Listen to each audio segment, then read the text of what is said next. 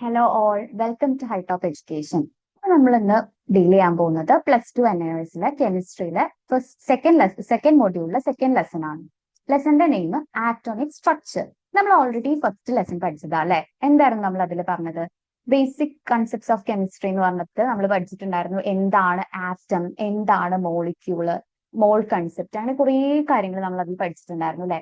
അപ്പം ഇന്ന് നമ്മൾ പഠിക്കാൻ പോകുന്നത് ആറ്റത്തിന്റെ സ്ട്രക്ചറിനെ കുറിച്ചിട്ടാണ്. അപ്പൊ നമ്മൾ കഴിഞ്ഞ ചാപ്റ്ററിൽ പഠിച്ചതൊക്കെ നമുക്ക് ആലോചിച്ച് നോക്കാം. എന്ത് നമ്മൾ കഴിഞ്ഞ ക്ലാസ്സിൽ പഠിച്ചത്? ആറ്റം എന്താന്ന് പഠിച്ചു. ആറ്റം എന്താന്നാ പറഞ്ഞത്? ആറ്റം എന്ന് പറഞ്ഞു കഴിഞ്ഞാൽ ഏതൊരു മാറ്ററിന്റെ ഏറ്റവും സ്മോളസ്റ്റ് മൈന്യൂട്ട് ആയിട്ടുള്ള പാർട്ടിക്കിൾ ആണ് എന്തെന്ന് നമ്മൾ പറഞ്ഞത് ആറ്റം എന്നാണ് പറഞ്ഞത്. നമ്മൾ പഠിച്ചു ആറ്റവുമായി റിലേറ്റ് ചെയ്തിട്ടുള്ള ഡാൽട്ടന്റെ തിയറി, ആറ്റോമിക് തിയറി നമ്മൾ പഠിച്ചിട്ടുണ്ടായിരുന്നു. 4 പോസ്റ്റുലേറ്റ് പഠിച്ചിട്ടുണ്ടായിരുന്നു. ഒന്നാമത്തെ പോസ്റ്റുലേറ്റ് എന്തായിരുന്നു? ആറ്റം എന്താണ്? ഇൻഡിസ്ട്രക്റ്റബിൾ ആണെന്ന് പഠിച്ചിട്ടുണ്ടായിരുന്നു. അതായത് നശിപ്പിക്കാൻ, ഡിസ്ട്രോയ് ചെയ്യാൻ പറ്റാത്തതാണെന്ന് പഠിച്ചിട്ടുണ്ടായിരുന്നു. ആറ്റം ഇൻഡിവിസിബിൾ ആണെന്ന് പഠിച്ചിട്ടുണ്ടായിരുന്നു. ആറ്റം എന്ത് ചെയ്യാൻ പറ്റില്ല? ഡിവൈഡ് ചെയ്യാൻ പറ്റില്ല. പിന്നീട് ഡിവൈഡ് ചെയ്യാൻ പറ്റില്ല. ആറ്റമാണ് ഏറ്റവും സ്മോളസ്റ്റ് എന്നുള്ള രീതിക്കാണ് പഠിച്ചിട്ടുണ്ടായിരുന്നത്. പിന്നെ മൂന്നാമത്തെ പോസ്റ്റുലേറ്റ് എന്തായിരുന്നു? ആറ്റം കൂടിച്ചേർന്നിട്ട് കോമ്പൗണ്ട്സ് ഉണ്ടാവുന്ന സമയത്ത് ആറ്റങ്ങൾ കൂടിച്ചേരുന്നത് എന്തായിരിക്കും? ഒരു ഫിക്സഡ് മാസ് റേഷ്യോയിലായിരിക്കും കൂടിച്ചേരുന്നത്. നമ്മൾ എക്സാമ്പിൾസ് പറഞ്ഞിട്ടുണ്ടായിരുന്നു. കാർബൺ ഡൈ ഓക്സൈഡ്, H2O ഒക്കെ പറഞ്ഞിട്ടുണ്ടായിരുന്നു. അതിൽ കാർബണും ഓക്സിജനും കമ്പൈൻ ചെയ്യുന്നത് 1:2 റേഷ്യോയിലാവും എന്ന് പറഞ്ഞിട്ടുണ്ടായിരുന്നു. അങ്ങനെയാണ് കാർബൺ ഡൈ ഓക്സൈഡ് എന്നുള്ള കോമ്പൗണ്ട് ഉണ്ടാവുന്നത് പറഞ്ഞിട്ടുണ്ടായിരുന്നു. പിന്നെ നമ്മൾ പറഞ്ഞത് എന്തായിരുന്നു? ഇങ്ങനെ കുറച്ച് പോയിന്റ്സ് ആണ് നമ്മൾ ഡാൽട്ടന്റെ ആറ്റോമിക് തിയറിയിൽ പറഞ്ഞല്ലേ. പക്ഷെ പിന്നീടുള്ള സ്റ്റഡീസിലൂടെ മനസ്സിലായത് ആറ്റം എന്ന് പറഞ്ഞത് ഒരു മാറ്ററിന്റെ ഏറ്റവും സ്മോളസ്റ്റ് പാർട്ടിക്കിൾ അല്ല. ആറ്റം എന്ത് ചെയ്യാൻ പറ്റും? പിന്നെയും ഡിവൈഡ് ചെയ്യാൻ പറ്റും. ദാറ്റ് ഇസ് ആറ്റത്തില് 3 സബ് ആറ്റോമിക് പാർട്ടിക്കിൾ ഉണ്ട് എന്ന് നമ്മൾ പഠിച്ചിട്ടുണ്ടായിരുന്നു. അപ്പൊ നമ്മൾ പഠിച്ചതൊന്ന് റിവൈൻഡ് ചെയ്ത് നോക്കാം. ഓക്കെ, ആറ്റത്തിലുള്ള 3 സബ് ആറ്റോമിക് പാർട്ടിക്കിൾസ് ഏതൊക്കെയായിരുന്നു? Electron, proton, neutron. ഇലക്ട്രോണിന്റെ ചാർജ് നമ്മൾ പഠിച്ചിട്ടുണ്ടായിരുന്നു. ഇലക്ട്രോൺ എന്ത് ചാർജ് ആണെന്ന് പഠിച്ചത്? നെഗറ്റീവ് ചാർജ് ആണെന്ന് പഠിച്ചു അല്ലെ?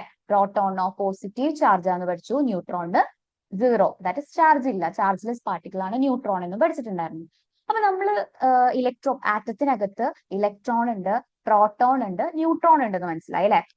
ആറ്റത്തിനകത്ത് ഇലക്ട്രോണും പ്രോട്ടോണും ന്യൂട്രോണും ഒക്കെ എങ്ങനെയാണ് ഡിസ്ട്രിബ്യൂട്ട് ചെയ്തിട്ടുള്ളതെന്ന് നമുക്ക് ഈ ചാപ്റ്ററിൽ നോക്കാൻ പോകുന്നത്. അതാണ് ആറ്റോമിക് സ്ട്രക്ചർ, ആറ്റത്തിന്റെ ഘടന, അതായത് ആറ്റത്തിന്റെ സ്ട്രക്ചർ എന്താണെന്നാണ് നമ്മൾ നോക്കാൻ പോകുന്നത്. അതിന് മുന്നേ നമുക്ക് ഇലക്ട്രോൺ, പ്രോട്ടോൺ, ന്യൂട്രോൺ ഒക്കെ ആര് ഡിസ്കവർ ചെയ്തു നോക്കാം. ഇലക്ട്രോൺ ഡിസ്കവർ ചെയ്തത് ജെ തോംസൺ എന്ന് പറഞ്ഞ സയന്റിസ്റ്റ് ആണ്. തോംസൺ ആണ് ഡിസ്കവർ ചെയ്തത് ഇലക്ട്രോൺ. ഡിസ്ചാർജ് ട്യൂബ് എക്സ്പെരിമെന്റ് വഴിയാണ് തോംസൺ ഇലക്ട്രോൺ ഡിസ്കവർ ചെയ്തത്. ഡിസ്ചാർജ് ട്യൂബ് എക്സ്പെരിമെന്റ് എന്ന് പറഞ്ഞു കഴിഞ്ഞാൽ കാര്യമായിട്ടൊന്നുമില്ല, സിമ്പിൾ ആയിട്ട് ഒരു ട്യൂബ് ഉണ്ടായിരിക്കും, ഒരു ഗ്ലാസ് ട്യൂബ് ഉണ്ടായിരിക്കും. ഇവാക്വേറ്റ് ആയാലും എയർ ഒന്നും ഇല്ലാത്തൊരു ഗ്ലാസ് ട്യൂബ്. 2 സൈഡിൽ 2 ഇലക്ട്രോഡുകൾ ഉണ്ടായിരിക്കും, മെറ്റൽ ഇലക്ട്രോഡുകൾ ഉണ്ടായിരിക്കും. നെഗറ്റീവിനെ നമ്മൾ കാഥോഡ് എന്നും പോസിറ്റീവിനെ ആനോഡ് എന്നും വിളിച്ച് അതൊരു വോൾട്ടേജ് സോഴ്സിലേക്ക് കണക്ട് ചെയ്യുന്ന സമയത്ത് നെഗറ്റീവ് ആയിട്ടുള്ള ചാർജ്ഡ് പാർട്ടിക്കിൾസ് കാഥോഡിൽ നിന്ന് ആനോഡിലേക്ക് പോകും. നെഗറ്റീവ് ആയിട്ടുള്ള പാർട്ടിക്കിൾസ് കാഥോഡിൽ നിന്ന് ആനോഡിലേക്ക് പോകും. അതുകൊണ്ട് തന്നെ നെഗറ്റീവ് ചാർജുള്ള ഈ പാർട്ടിക്കിൾസിന് എന്ത് നെയിം ചെയ്തു? കാഥോഡ് എന്ന് നെയിം ചെയ്തു. അങ്ങനെയാണ് പറയുന്നത്. ഇലക്ട്രോൺ ഡിസ്കവർ ചെയ്ത ആരാണ്? ജെ തോംസൺ ആണ്. ഏത് എക്സ്പെരിമെന്റ് വഴി? ഡിസ്ചാർജ് ട്യൂബ് എക്സ്പെരിമെന്റ് വഴി. സിമ്പിൾ ആയിട്ട് അങ്ങനെ ആലോചിച്ച് വെക്കാം. ഇനി പ്രോട്ടോൺ ആരാണ് ഡിസ്കവർ ചെയ്തത്? പ്രോട്ടോൺ ഡിസ്കവർ ചെയ്തത് ഗോൾഡ്സ്റ്റൈൻ എന്ന് പറഞ്ഞ സയന്റിസ്റ്റ് ആണ് ഡിസ്കവർ ചെയ്തത്. ഡിസ്ചാർജ് ട്യൂബ് എക്സ്പെരിമെന്റ് വഴി തന്നെയാണ് ഡിസ്കവർ ചെയ്തത്. ഡിസ്ചാർജ് ട്യൂബ് എക്സ്പെരിമെന്റിൽ ഗ്യാസ്, ലോ പ്രഷറിലുള്ള ഗ്യാസ് ആണ് അതിൽ കൊടുത്തത്. അപ്പൊ ആ സമയത്ത് എന്ത് കണ്ടു? പോസിറ്റീവ് ആയിട്ടുള്ള ചില പാർട്ടിക്കിൾസ് മൂവ് ചെയ്യുന്നതായിട്ട് കണ്ടു. ആ പാർട്ടിക്കിൾസിന് എന്ത് നെയിം ചെയ്തു? പ്രോട്ടോൺ എന്ന് നെയിം ചെയ്തു. പിന്നെ മൂന്നാമത്തെ സബ് ആറ്റോമിക് പാർട്ടിക്കിൾ ആരാണ്? ന്യൂട്രോൺ ആണ് അല്ലെ? ന്യൂട്രോൺ എന്ന് പറഞ്ഞു കഴിഞ്ഞാൽ ചാർജ് ഇല്ലാത്ത പാർട്ടിക്കിൾസ് ആണ്. ന്യൂട്രോൺ ഡിസ്കവർ ചെയ്തത് ആരാണ്? ന്യൂട്രോൺ ഡിസ്കവർ ചെയ്തത് ജെയിംസ് ചാഡ്വിക് ആണ്. ഓക്കെ, ഇതാണ് fundamental particles of atom and their characteristics. അവരുടെ മാസ് കൊടുത്തിട്ടുണ്ട്. ഇലക്ട്രോണിന്റെ മാസ് കൊടുത്തിട്ടുണ്ട് 9.10938 into 10⁻⁻31 ആണ്. പ്രോട്ടോണിന്റെ 1.67 into 10⁻⁻27 ആണ്. ന്യൂട്രോണിന്റെ കൊടുത്തിട്ടുണ്ട്. ന്യൂട്രോൺ എന്താണ്? ചാർജ് ഇല്ല എന്ന് പറഞ്ഞു. അതാണ് ഇവിടെ കൊടുത്തിട്ടുള്ളത്. ഓക്കെ, ഇനി നമുക്ക് എന്താണ് ആറ്റോമിക് നമ്പർ, എന്താണ് മാസ് നമ്പർ? നമ്മൾ മുന്നേ പഠിച്ചത് തന്നെയാണ്. എന്താണ് ആറ്റോമിക് നമ്പർ എന്ന് അന്ന് പഠിച്ചിട്ടുണ്ടായിരുന്നു. ആറ്റോമിക് നമ്പർ എന്ന് പറഞ്ഞു കഴിഞ്ഞാൽ പ്രോട്ടോണിന്റെ എണ്ണം, ഒരു ആറ്റത്തിലെ ന്യൂക്ലിയസിനകത്തുള്ള പ്രോട്ടോണിന്റെ നമ്പർ ഓഫ് പ്രോട്ടോൺ ആണ് എന്ത്? Atomic number, which is equal to the number of electron in neutral atom. അതായത് ആറ്റോമിക് നമ്പർ Z എന്ന് പറയുന്നത്, Z എന്ന ലെറ്റർ വെച്ചിട്ടാണ് ആറ്റോമിക് നമ്പർ ഇൻഡിക്കേറ്റ് ചെയ്യുക. ആറ്റോമിക് നമ്പർ എന്ന് പറയുന്നത് is equal to the number of proton, which is equal to the number of electron in the case of neutral atom. Neutral ആറ്റത്തിന്റെ കേസിൽ പ്രോട്ടോണിന്റെയും ഇലക്ട്രോണിന്റെയും നമ്പർ എന്തായിരിക്കും? സെയിം തന്നെയായിരിക്കും. അത് തന്നെയാണ് എന്ത് ആറ്റോമിക് നമ്പർ എന്ന് പറയുന്നത്. അങ്ങനെയാണെങ്കിൽ ആറ്റോമിക് നമ്പർ ഓഫ് നൈട്രജൻ ഇവിടെ കൊടുത്തിട്ടുണ്ട് 7 ആണെന്ന്. അങ്ങനെയാണെങ്കിൽ അതിനകത്ത് എത്ര പ്രോട്ടോണും എത്ര ഇലക്ട്രോണും നമുക്ക് പറഞ്ഞൂടെ? നമ്മൾ പഠിച്ചു, എന്താ പഠിച്ചത്? ആറ്റോമിക് നമ്പറിൽ പ്രോട്ടോണിന്റെയും ഇലക്ട്രോണിന്റെയും നമ്പർ ചെയ്യുന്നല്ലേ? അപ്പൊ 7 ആണെങ്കിൽ പ്രോട്ടോൺ 7 ഉണ്ടായിരിക്കും, ഇലക്ട്രോൺ 7 ഉണ്ടായിരിക്കും. ക്ലിയർ അല്ലേ? ഇനി ന്യൂട്രൽ കേസിലാണ് പറഞ്ഞിട്ടുള്ളത് കേട്ടോ. അയോൺസ് ആകുമ്പോൾ ഇങ്ങനെയല്ല വരിക, പ്രോട്ടോണും ഇലക്ട്രോൺ ഡിഫറെന്റ് ആണ് വരിക. അപ്പോൾ ന്യൂട്രൽ ആറ്റത്തിന്റെ കേസിൽ പ്രോട്ടോണിന്റെ ഇലക്ട്രോണിന്റെ നമ്പർ സെയിം ആയിരിക്കും. അത് തന്നെയായിരിക്കും ആറ്റോമിക് നമ്പർ എന്നും പറഞ്ഞു. നമ്മൾ മാസ് നമ്പർ ആണ് പറയുന്നത്. മാസ് നമ്പർ എന്ന് പറഞ്ഞു കഴിഞ്ഞാൽ sum of proton and neutron in an atom. ഒരു ആറ്റത്തിലുള്ള പ്രോട്ടോണുകളുടെ എണ്ണം, number of proton plus number of neutron എന്നത് മാസ് നമ്പർ എന്ന് പറയുന്നത്. മാസ് നമ്പറിന്റെ ലെറ്റർ ഏതാ ഡിനോട്ട് ചെയ്യുന്നത്? എ ആണ്. മറക്കരുത്, ആറ്റോമിക് നമ്പർ നമ്മൾ Z വെച്ചിട്ടും മാസ് നമ്പർ എ വെച്ചിട്ടുമാണ് ഡിനോട്ട് ചെയ്യുന്നത്. ഇനി ന്യൂട്രോൺ നമ്പർ എങ്ങനെ കണ്ടുപിടിക്കാം? പ്രോട്ടോണും ഇലക്ട്രോണും ഇവിടുന്ന് കിട്ടും നമുക്ക് മനസ്സിലായി. പ്രോട്ടോണും ഇലക്ട്രോണും എവിടുന്ന് കിട്ടും? ആറ്റോമിക് നമ്പർ കിട്ടും. ന്യൂട്രോൺ എവിടുന്ന് കിട്ടും? ന്യൂട്രോൺ കിട്ടാൻ എന്ത് ചെയ്താൽ മതി? A മൈനസ് Z ചെയ്താൽ മതി. That is mass number minus atomic number ചെയ്താൽ നമുക്ക് എന്ത് കിട്ടും? നമുക്ക് എന്താ കിട്ടുക? ന്യൂട്രോണിന്റെ നമ്പർ കിട്ടും. ഓക്കെ, നമുക്ക് എക്സാമ്പിൾ ഇവിടെ തന്നിട്ടുണ്ട്. മാസ് നമ്പർ ഓഫ് ഫ്ലൂറിൻ എത്രയാണ്? 19 ആണെന്ന് തന്നിട്ടുണ്ട്. ആറ്റോമിക് നമ്പർ 9 ആണെന്ന് തന്നിട്ടുണ്ട്. അങ്ങനെയാണെങ്കിൽ ന്യൂട്രോണിന്റെ നമ്പർ നമുക്ക് കണ്ടുപിടിക്കാമല്ലോ. A മൈനസ് Z ആണ്. A മൈനസ് Z എന്ന് പറഞ്ഞാൽ എന്താ? Mass number minus atomic number. That is 19 minus 9 കിട്ടും അല്ലെ? ദാറ്റ് ഇസ് 10 കിട്ടും. ഓക്കെ, ഇനി വേറൊരു എക്സാമ്പിൾ തരാം. ഓക്സിജൻ 17 മേലെ 17 എന്ന് കൊടുത്തിട്ടുണ്ട്. മോളിൽ ഒരു എലമെന്റ് നമ്മൾ റെപ്രസെന്റ് ചെയ്യുക. ഫസ്റ്റ് ചാപ്റ്റർ നമ്മൾ ഓൾറെഡി പഠിച്ചതാണ്. XA to Z എന്നാണ്. എക്സ് എലമെന്റിന്റെ നെയിം, എ എന്ന് പറഞ്ഞാൽ എന്താണ്? മേലെ കൊടുക്കും മാസ് നമ്പർ, Z എന്താണ്? താഴെ ലെഫ്റ്റിലായിട്ട് കൊടുക്കും. Z എന്താണ്? Atomic number. അങ്ങനെയാണെങ്കിൽ മുകളിൽ കൊടുത്ത ആളാരാന്ന് പറഞ്ഞത്? നമ്മള് മാസ് നമ്പർ ആണ് അല്ലെ? അപ്പൊ ഇവിടെ കൊടുത്തു മാസ് നമ്പർ എത്രയാണ്? 17 ആണെന്ന് കൊടുത്തു. താഴെയുള്ള ആളാരാണ്? Atomic number. ദാറ്റ് ഇസ് 8 ആണ്. താഴെ തന്നിട്ടുണ്ട് 8. നമ്മൾ പഠിച്ചു ആറ്റോമിക് നമ്പർ എന്ന് പറഞ്ഞു കഴിഞ്ഞാൽ പ്രോട്ടോണിന്റെയും ഇലക്ട്രോണിന്റെയും നമ്പറിന് ഈക്വൽ ആണ്. സോ എന്താണ്? പ്രോട്ടോൺ ഇലക്ട്രോൺ എത്ര? 8 കൊടുക്കുക. ഇനി ന്യൂട്രോണിന്റെ നമ്പർ എങ്ങനെ കാൽക്കുലേറ്റ് ചെയ്യാം? Mass number minus atomic number, that is A minus Z, that is 17 minus 8 ചെയ്താൽ നമുക്ക് എത്ര കിട്ടും? 9 കിട്ടും. Okay, clear? ഇനി നമ്മൾ നോക്കാൻ പോകുന്നത് എന്താണ് ഐസോട്ടോപ്പ്, എന്താണ് ഐസോബാർ എന്നുള്ളത്. സിമ്പിൾ ആയിട്ട് പറഞ്ഞു കഴിഞ്ഞാൽ ഐസോട്ടോപ്പ് എന്ന് പറഞ്ഞു കഴിഞ്ഞാൽ സെയിം ആറ്റോമിക് നമ്പർ ഉള്ള ഡിഫറെന്റ് മാസ് നമ്പർ ഉള്ള ആറ്റംസിനെയാണ് നമ്മൾ എന്ത് പറയുന്നത്? ഐസോടോപ്പ് എന്ന് പറയുന്നത്.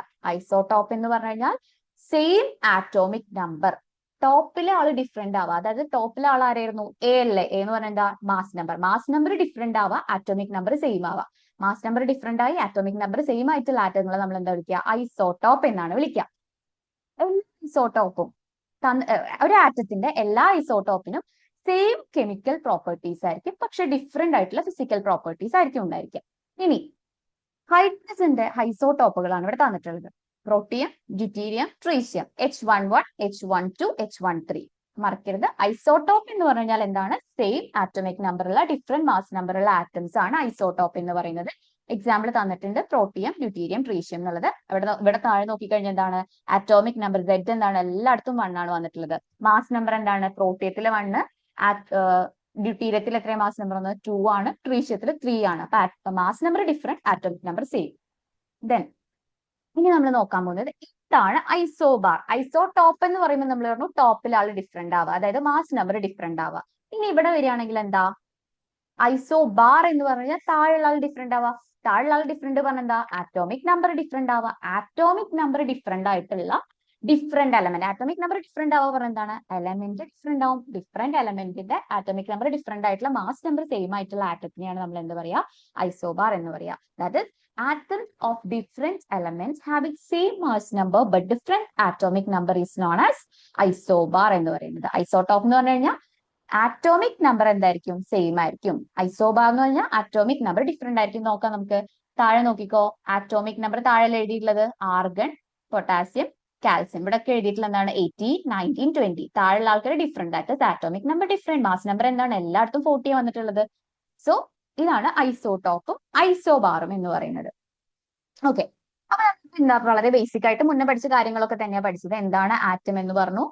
ഡാൾട്ടന്റെ മോഡൽ അനുസരിച്ച് ആറ്റം ഇൻഡിവിസിബിൾ ആണെന്ന് പറഞ്ഞു, പക്ഷെ അത് തെറ്റാണ്. ആറ്റം എന്ത് ചെയ്യാൻ പറ്റും? പിന്നെ ഡിവൈഡ് ചെയ്ത് 3 സബ് ആറ്റോമിക് പാർട്ടിക്കിൾസ് ഉണ്ടെന്ന് പറഞ്ഞു. പിന്നെ എന്താണ് ആറ്റോമിക് നമ്പർ, എന്താണ് മാസ് നമ്പർ, എന്താണ് ഐസോടോപ്പ്, എന്താണ് ഐസോബാർ, ഇത്ര കാര്യങ്ങൾ നമ്മളിപ്പോ പറഞ്ഞിട്ടുള്ളൂ. ആറ്റത്തിനകത്ത് പ്രോട്ടോൺ, ഇലക്ട്രോൺ, ന്യൂട്രോൺ ഒക്കെ ഉണ്ട് അല്ലെ? ഇങ്ങനെ ആറ്റത്തിനകത്ത് ഫിൽ ചെയ്തിട്ടുള്ളത്. അതായത് ആറ്റത്തിനകത്ത് ഇവർ എങ്ങനെയാണ് അറേഞ്ച് ചെയ്തിട്ടുള്ളത് നമുക്ക് അറിയണ്ടേ? അറേഞ്ച് ചെയ്തിട്ടുള്ളതെന്ന് അറിയാൻ വേണ്ടി മോഡൽസ് നമുക്ക് പരിചയപ്പെടാം. ഓക്കെ, ആദ്യം നമ്മൾ ചെറിയ ക്ലാസ്സുകളിലൊക്കെ പഠിച്ചിട്ടുണ്ടായിരിക്കും തോംസൺ മോഡൽ എന്നുള്ളത്. തോംസൺ മോഡൽ എന്ന് പറയുന്നത് ആറ്റം മോഡലിന് ഫസ്റ്റ് ആയിട്ട് ആറ്റത്തിന് ഒരു മോഡൽ പ്രപ്പോസ് ചെയ്തത് തോംസൺ ആണ്. തോംസൺ മോഡലാണ്, ജെ തോംസൺ ആണ് പ്രപ്പോസ് ചെയ്തത്. Hence it is known as Thomson model. Thomson മോഡലിൽ പറയുന്നത് ആറ്റം എന്ന് പറയുന്നത് ഒരു ഒരു പോസിറ്റീവ് ചാർജ് ഉള്ള ഒരു സ്ഫിയർ ആണ്. ഒരു പോസിറ്റീവ് ചാർജ് ഉള്ള സ്ഫിയർ ആണ്. അതിനകത്ത് നെഗറ്റീവ് ചാർജ് ആയിട്ടുള്ള ഇലക്ട്രോണുകൾ സ്കാറ്റർ ചെയ്ത് എംബഡ് ചെയ്ത് വെച്ചിട്ടുണ്ടായിരിക്കും. അതായത് പോസിറ്റീവ് ചാർജ് ആയിട്ടുള്ള ഒരു സ്ഫിയറിനകത്ത് നെഗറ്റീവ് ചാർജ് ആയിട്ടുള്ള ഇലക്ട്രോൺസ് അവിടെ ഇവിടെയും സ്കാറ്റർ ചെയ്തിടുന്ന ഒരു സ്ട്രക്ചർ ആണ് എന്തിനുള്ളതെന്നാണ് പറഞ്ഞത്? ആറ്റത്തിനുള്ളത് എന്നാണ് തോംസൺ പറഞ്ഞത്. Thomson proposed that atoms could be considered as a large positive charged body. ഒരു പോസിറ്റീവ് ചാർജ് ഉള്ള ഒരു സ്ഫിയർ, ഒരു പോസിറ്റീവ് ചാർജ് ഉള്ള ഒരു ബോഡിയാണ് with a number of small negative charge electrons scatter through it. അതിലെങ്ങനെയാണ് നെഗറ്റീവ് ചാർജ് ഉള്ള electrons അവിടെ ഇവിടെയും സ്കാറ്റർ ചെയ്തിട്ടുണ്ടായിരിക്കും. അപ്പോൾ പിന്നെ ഇതിൽ തോംസൺ മോഡലിൽ പറയുന്ന രണ്ടാമത്തെ കാര്യമാണ് ആറ്റം എന്ന് പറയുന്നത് എന്താണ്? ഇലക്ട്രിക്കലി ന്യൂട്രൽ ആണ്. അതായത് ഒരു ആറ്റത്തിനകത്തുള്ള പോസിറ്റീവ് ചാർജുകളുടെ എണ്ണവും നെഗറ്റീവ് ചാർജുകളുടെ എണ്ണവും എന്തായിരിക്കും? സെയിം ആയിരിക്കും. ദാറ്റ് ഇസ് ഒരു ആറ്റത്തിനകത്തുള്ള പ്രോട്ടോണിന്റെ നമ്പറും ഇലക്ട്രോണിന്റെ നമ്പറും സെയിം ആയിരിക്കും. സോ രണ്ട് പോസ്റ്റുലേറ്റ് ആണ് തോംസൺ മോഡലിൽ പറയുന്നത്. ഫസ്റ്റ് എന്താണ്? ഒരു പോസിറ്റീവ് ചാർജുള്ള സ്പിയറിൽ ഇൻസൈഡിൽ എന്താണ്? Number of negative small number of negative charge പാർട്ടികൾ സ്കാറ്റർ ചെയ്ത് വെച്ചിട്ടുണ്ടായിരിക്കും, സ്കാറ്റർ ത്രൂ ഇറ്റ്. പിന്നെന്താ പറഞ്ഞത്? ആറ്റം എന്ന് പറയുന്നത് എന്താണ്? ഇലക്ട്രിക്കലി ന്യൂട്രൽ ആണ്. Hence it contain same number of positive charge and negative charge. That is same number of പ്രോട്ടോൺസും same number of ഇലക്ട്രോൺസും ആണ് ആറ്റത്തിന് ഉണ്ടാവുക എന്ന് പറഞ്ഞു.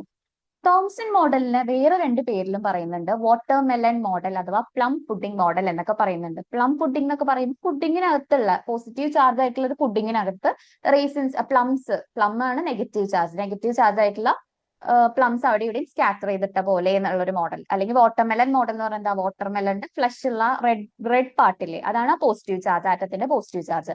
സീഡ്സിലെ ബ്ലാക്ക് സീഡ്സ് ആണ് നെഗറ്റീവ് ചാർജ്. പോസിറ്റീവ് ചാർജ് ഉള്ള സ്പിയറിനകത്ത് നെഗറ്റീവ് ചാർജ് ഉള്ള ഇലക്ട്രോൺസ് അവിടെ ഇവിടെയും സ്കാറ്റർ ചെയ്തിട്ടുണ്ടായിരിക്കും എന്ന മോഡലാണ് ആര് പ്രപ്പോസ് ചെയ്തത്? തോംസൺ പ്രപ്പോസ് ചെയ്തത്. പക്ഷെ തോംസൺ മോഡലിന് എന്ത് ചെയ്യാൻ പറ്റിയില്ല? ആറ്റത്തിന്റെ സ്റ്റെബിലിറ്റി എക്സ്പ്ലെയിൻ ചെയ്യാൻ പറ്റിയില്ല. ഹെൻസ് അതുകൊണ്ട് തന്നെ എന്താണ് ഈ മോഡൽ എന്ത് ചെയ്തു? ഈ മോഡല് തള്ളിക്കളഞ്ഞു. നെക്സ്റ്റ് നമ്മൾ അടുത്തൊരു മോഡൽ പരിചയപ്പെടാൻ പോവുകയാണ്. റുദർഫോർഡ് മോഡലാണ് പറയാൻ പോകുന്നത്. റുദർഫോർഡ് ആറ്റം മോഡലാണ് പറയാൻ പോകുന്നത്. അതില് റുദർഫോർഡ് ആറ്റം മോഡലില് റുദർഫോർഡ് മോഡൽ പ്രപ്പോസ് ചെയ്യുന്നതിന് മുന്നേ ഒരു എക്സ്പെരിമെന്റ് ചെയ്തു. ഓക്കെ, എക്സ്പെരിമെന്റ് ആണ് നമുക്ക് നോക്കാൻ പോകുന്നത്. Ernest Rutherford performed an experiment called gold foil experiment or alpha ray scattering experiment. അതായത് റുദർഫോർഡ് എന്ത് ചെയ്തു? ഏർണസ്റ്റ് റുദർഫോർഡ് എന്ന് പറഞ്ഞ സയന്റിസ്റ്റ് എന്ത് ചെയ്തു? ഗോൾഡ് ഫോയിൽ എക്സ്പെരിമെന്റ് അതാ alpha ray scattering experiment conduct ചെയ്തു. അതിൽ എന്താ ചെയ്തതെന്ന് വെച്ച് കഴിഞ്ഞാൽ ഒരു റേഡിയോ ആക്റ്റീവ് സബ്സ്റ്റൻസ് എടുത്തു, അതിൽ ഒരു ആൽഫ പാർട്ടിക്കിൾസ് എമിറ്റ് ചെയ്തു. ആ റെഡ് ലൈൻ കാണുന്നുണ്ടല്ലോ, ഈ കാണുന്ന റെഡ് ലൈൻ ഉണ്ടല്ലോ, ഒരു റേഡിയോ ആക്റ്റീവ് സബ്സ്റ്റൻസ് എടുത്തു, അതിനകത്തുനിന്ന് എന്തുണ്ട്? പോസിറ്റീവ് ചാർജ് ആയിട്ടുള്ള ആൽഫ പാർട്ടിക്കിൾസ് എമിറ്റ് ചെയ്തു. അതെന്ത് ചെയ്തു? വളരെ തിന്നായിട്ടുള്ള ഗോൾഡ് ഫോയിലിലൂടെ എന്ത് ചെയ്തു? കടത്തിവിട്ടു. അതായത് പോസിറ്റീവ് ചാർജ് ആയിട്ടുള്ള ആൽഫ പാർട്ടിക്കിൾ തിൻ ആയിട്ടുള്ള ഗോൾഡ് ഫോയിലിലൂടെ എന്ത് ചെയ്തു? കടത്തിവിട്ടു. അപ്പോ ഈ റേഡിയേഷൻ കടത്തി വിടുമ്പോൾ അവിടെ എന്ത് ചെയ്യും? റേഡിയേഷൻ പാസ് ചെയ്യുന്നില്ലേ? ആ റേഡിയേഷൻ ഒബ്സർവ് ചെയ്യാൻ വേണ്ടിയിട്ട് അവിടെ ഒരു ഫ്ലൂറസെന്റ് സ്ക്രീൻ വെച്ചു. റേഡിയേഷൻ എവിടെയാണ് പതിക്കുന്നതെന്നൊക്കെ അറിയാൻ വേണ്ടിയിട്ട്, എവിടെയാണ് ഹിറ്റ് ചെയ്യുന്നത് അറിയാൻ വേണ്ടിയിട്ട് എന്ത് ചെയ്തു? ചുറ്റും എന്ത് ചെയ്തു? ഒരു ഫ്ലൂറസെന്റ് സ്ക്രീൻ വെച്ചു. അപ്പോൾ എന്താണ് എക്സ്പെരിമെന്റ് സെറ്റപ്പ്? ഒരു ആൽഫ പാർട്ടിക്കിൾസ് എവിടെ? ഒരു ഗോൾഡ് ഫോയിലിന്റെ അവിടെ ഹിറ്റ് ചെയ്തു, ഗോൾഡ് ഫോയിലൂടെ പാസ് ചെയ്തു. അതിന് ചുറ്റും എന്ത് ചെയ്തു? ഒരു ഫ്ലൂറസെന്റ് സ്ക്രീൻ വെച്ചിട്ട് അത് എവിടെയാണ് ഹിറ്റ് ചെയ്യുന്നത് ഒബ്സർവ് ചെയ്തു. അപ്പൊ ഒബ്സർവ് ചെയ്തത് എന്താണെന്ന് നോക്കാം. നമുക്ക് 3 ഒബ്സർവേഷൻസ് ആണ് പറയാനുള്ളത്. ഓക്കെ, ഫിഗറിൽ നോക്കാം. ആൽഫ പാർട്ടിക്കിൾ വന്നിട്ട് ഗോൾഡ് ഫോയിലിന്റെ മേലെ ഹിറ്റ് ചെയ്യുന്ന സമയത്ത് you can see here most of the alpha particle pass through the gold foil without any deviation. ഒരുപാട് ആൽഫ പാർട്ടിക്കിൾ എന്ത് ചെയ്തു? ആൽഫ പാർട്ടിക്കിൾ ഒരുപാട് എണ്ണം എന്ത് ചെയ്തു? ഒരു ഡീവിയേഷനും ഇല്ലാണ്ട് സ്ട്രെയിറ്റ് ലൈനിൽ എന്ത് ചെയ്തു? ഒരു ഡീവിയേഷനും ഇല്ലാണ്ട് നേരെ എന്ത് ചെയ്തു? പാസ് ചെയ്ത് പോയി എന്നാണ് പറയുന്നത്. ഒബ്സർവേഷൻ എന്താണ്? ചെറിയ small amount of alpha particle എന്ത് ചെയ്തു? ചെറിയ ആംഗിളിലും ലാർജ് ആംഗിളിലും സ്മോൾ ആംഗിളിലൊക്കെ എന്ത് ചെയ്തു? ഡീവിയേറ്റ് ചെയ്തു. അതായത് ചെറിയതായിട്ടൊരു ഡയറക്ഷൻ ചേഞ്ച് ഉണ്ടായി അവർക്ക് എന്ന് പറയാം.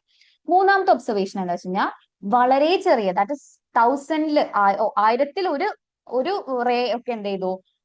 പോയ വഴി അതേപോലെ തന്നെ റീബൗണ്ട് ചെയ്തു. അതായത് എങ്ങനെയാണോ പോയത് അതേപോലെ തിരിച്ചിങ്ങോട്ട് വന്നു എന്നുള്ളതാണ്. അപ്പൊ 3 ഒബ്സർവേഷൻസ് ആണ് പറയുന്നത്. 3 ഒബ്സർവേഷൻസ് എന്താണ്? It was observe that most of the alpha particle did pass straight line through the gold foil. മിക്ക ആൽഫ പാർട്ടിക്കിൾ എന്ത് ചെയ്തു? സ്ട്രേറ്റ് ആയിട്ട് ഗോൾഡ് ഫോയിലൂടെ പാസ് ചെയ്തു.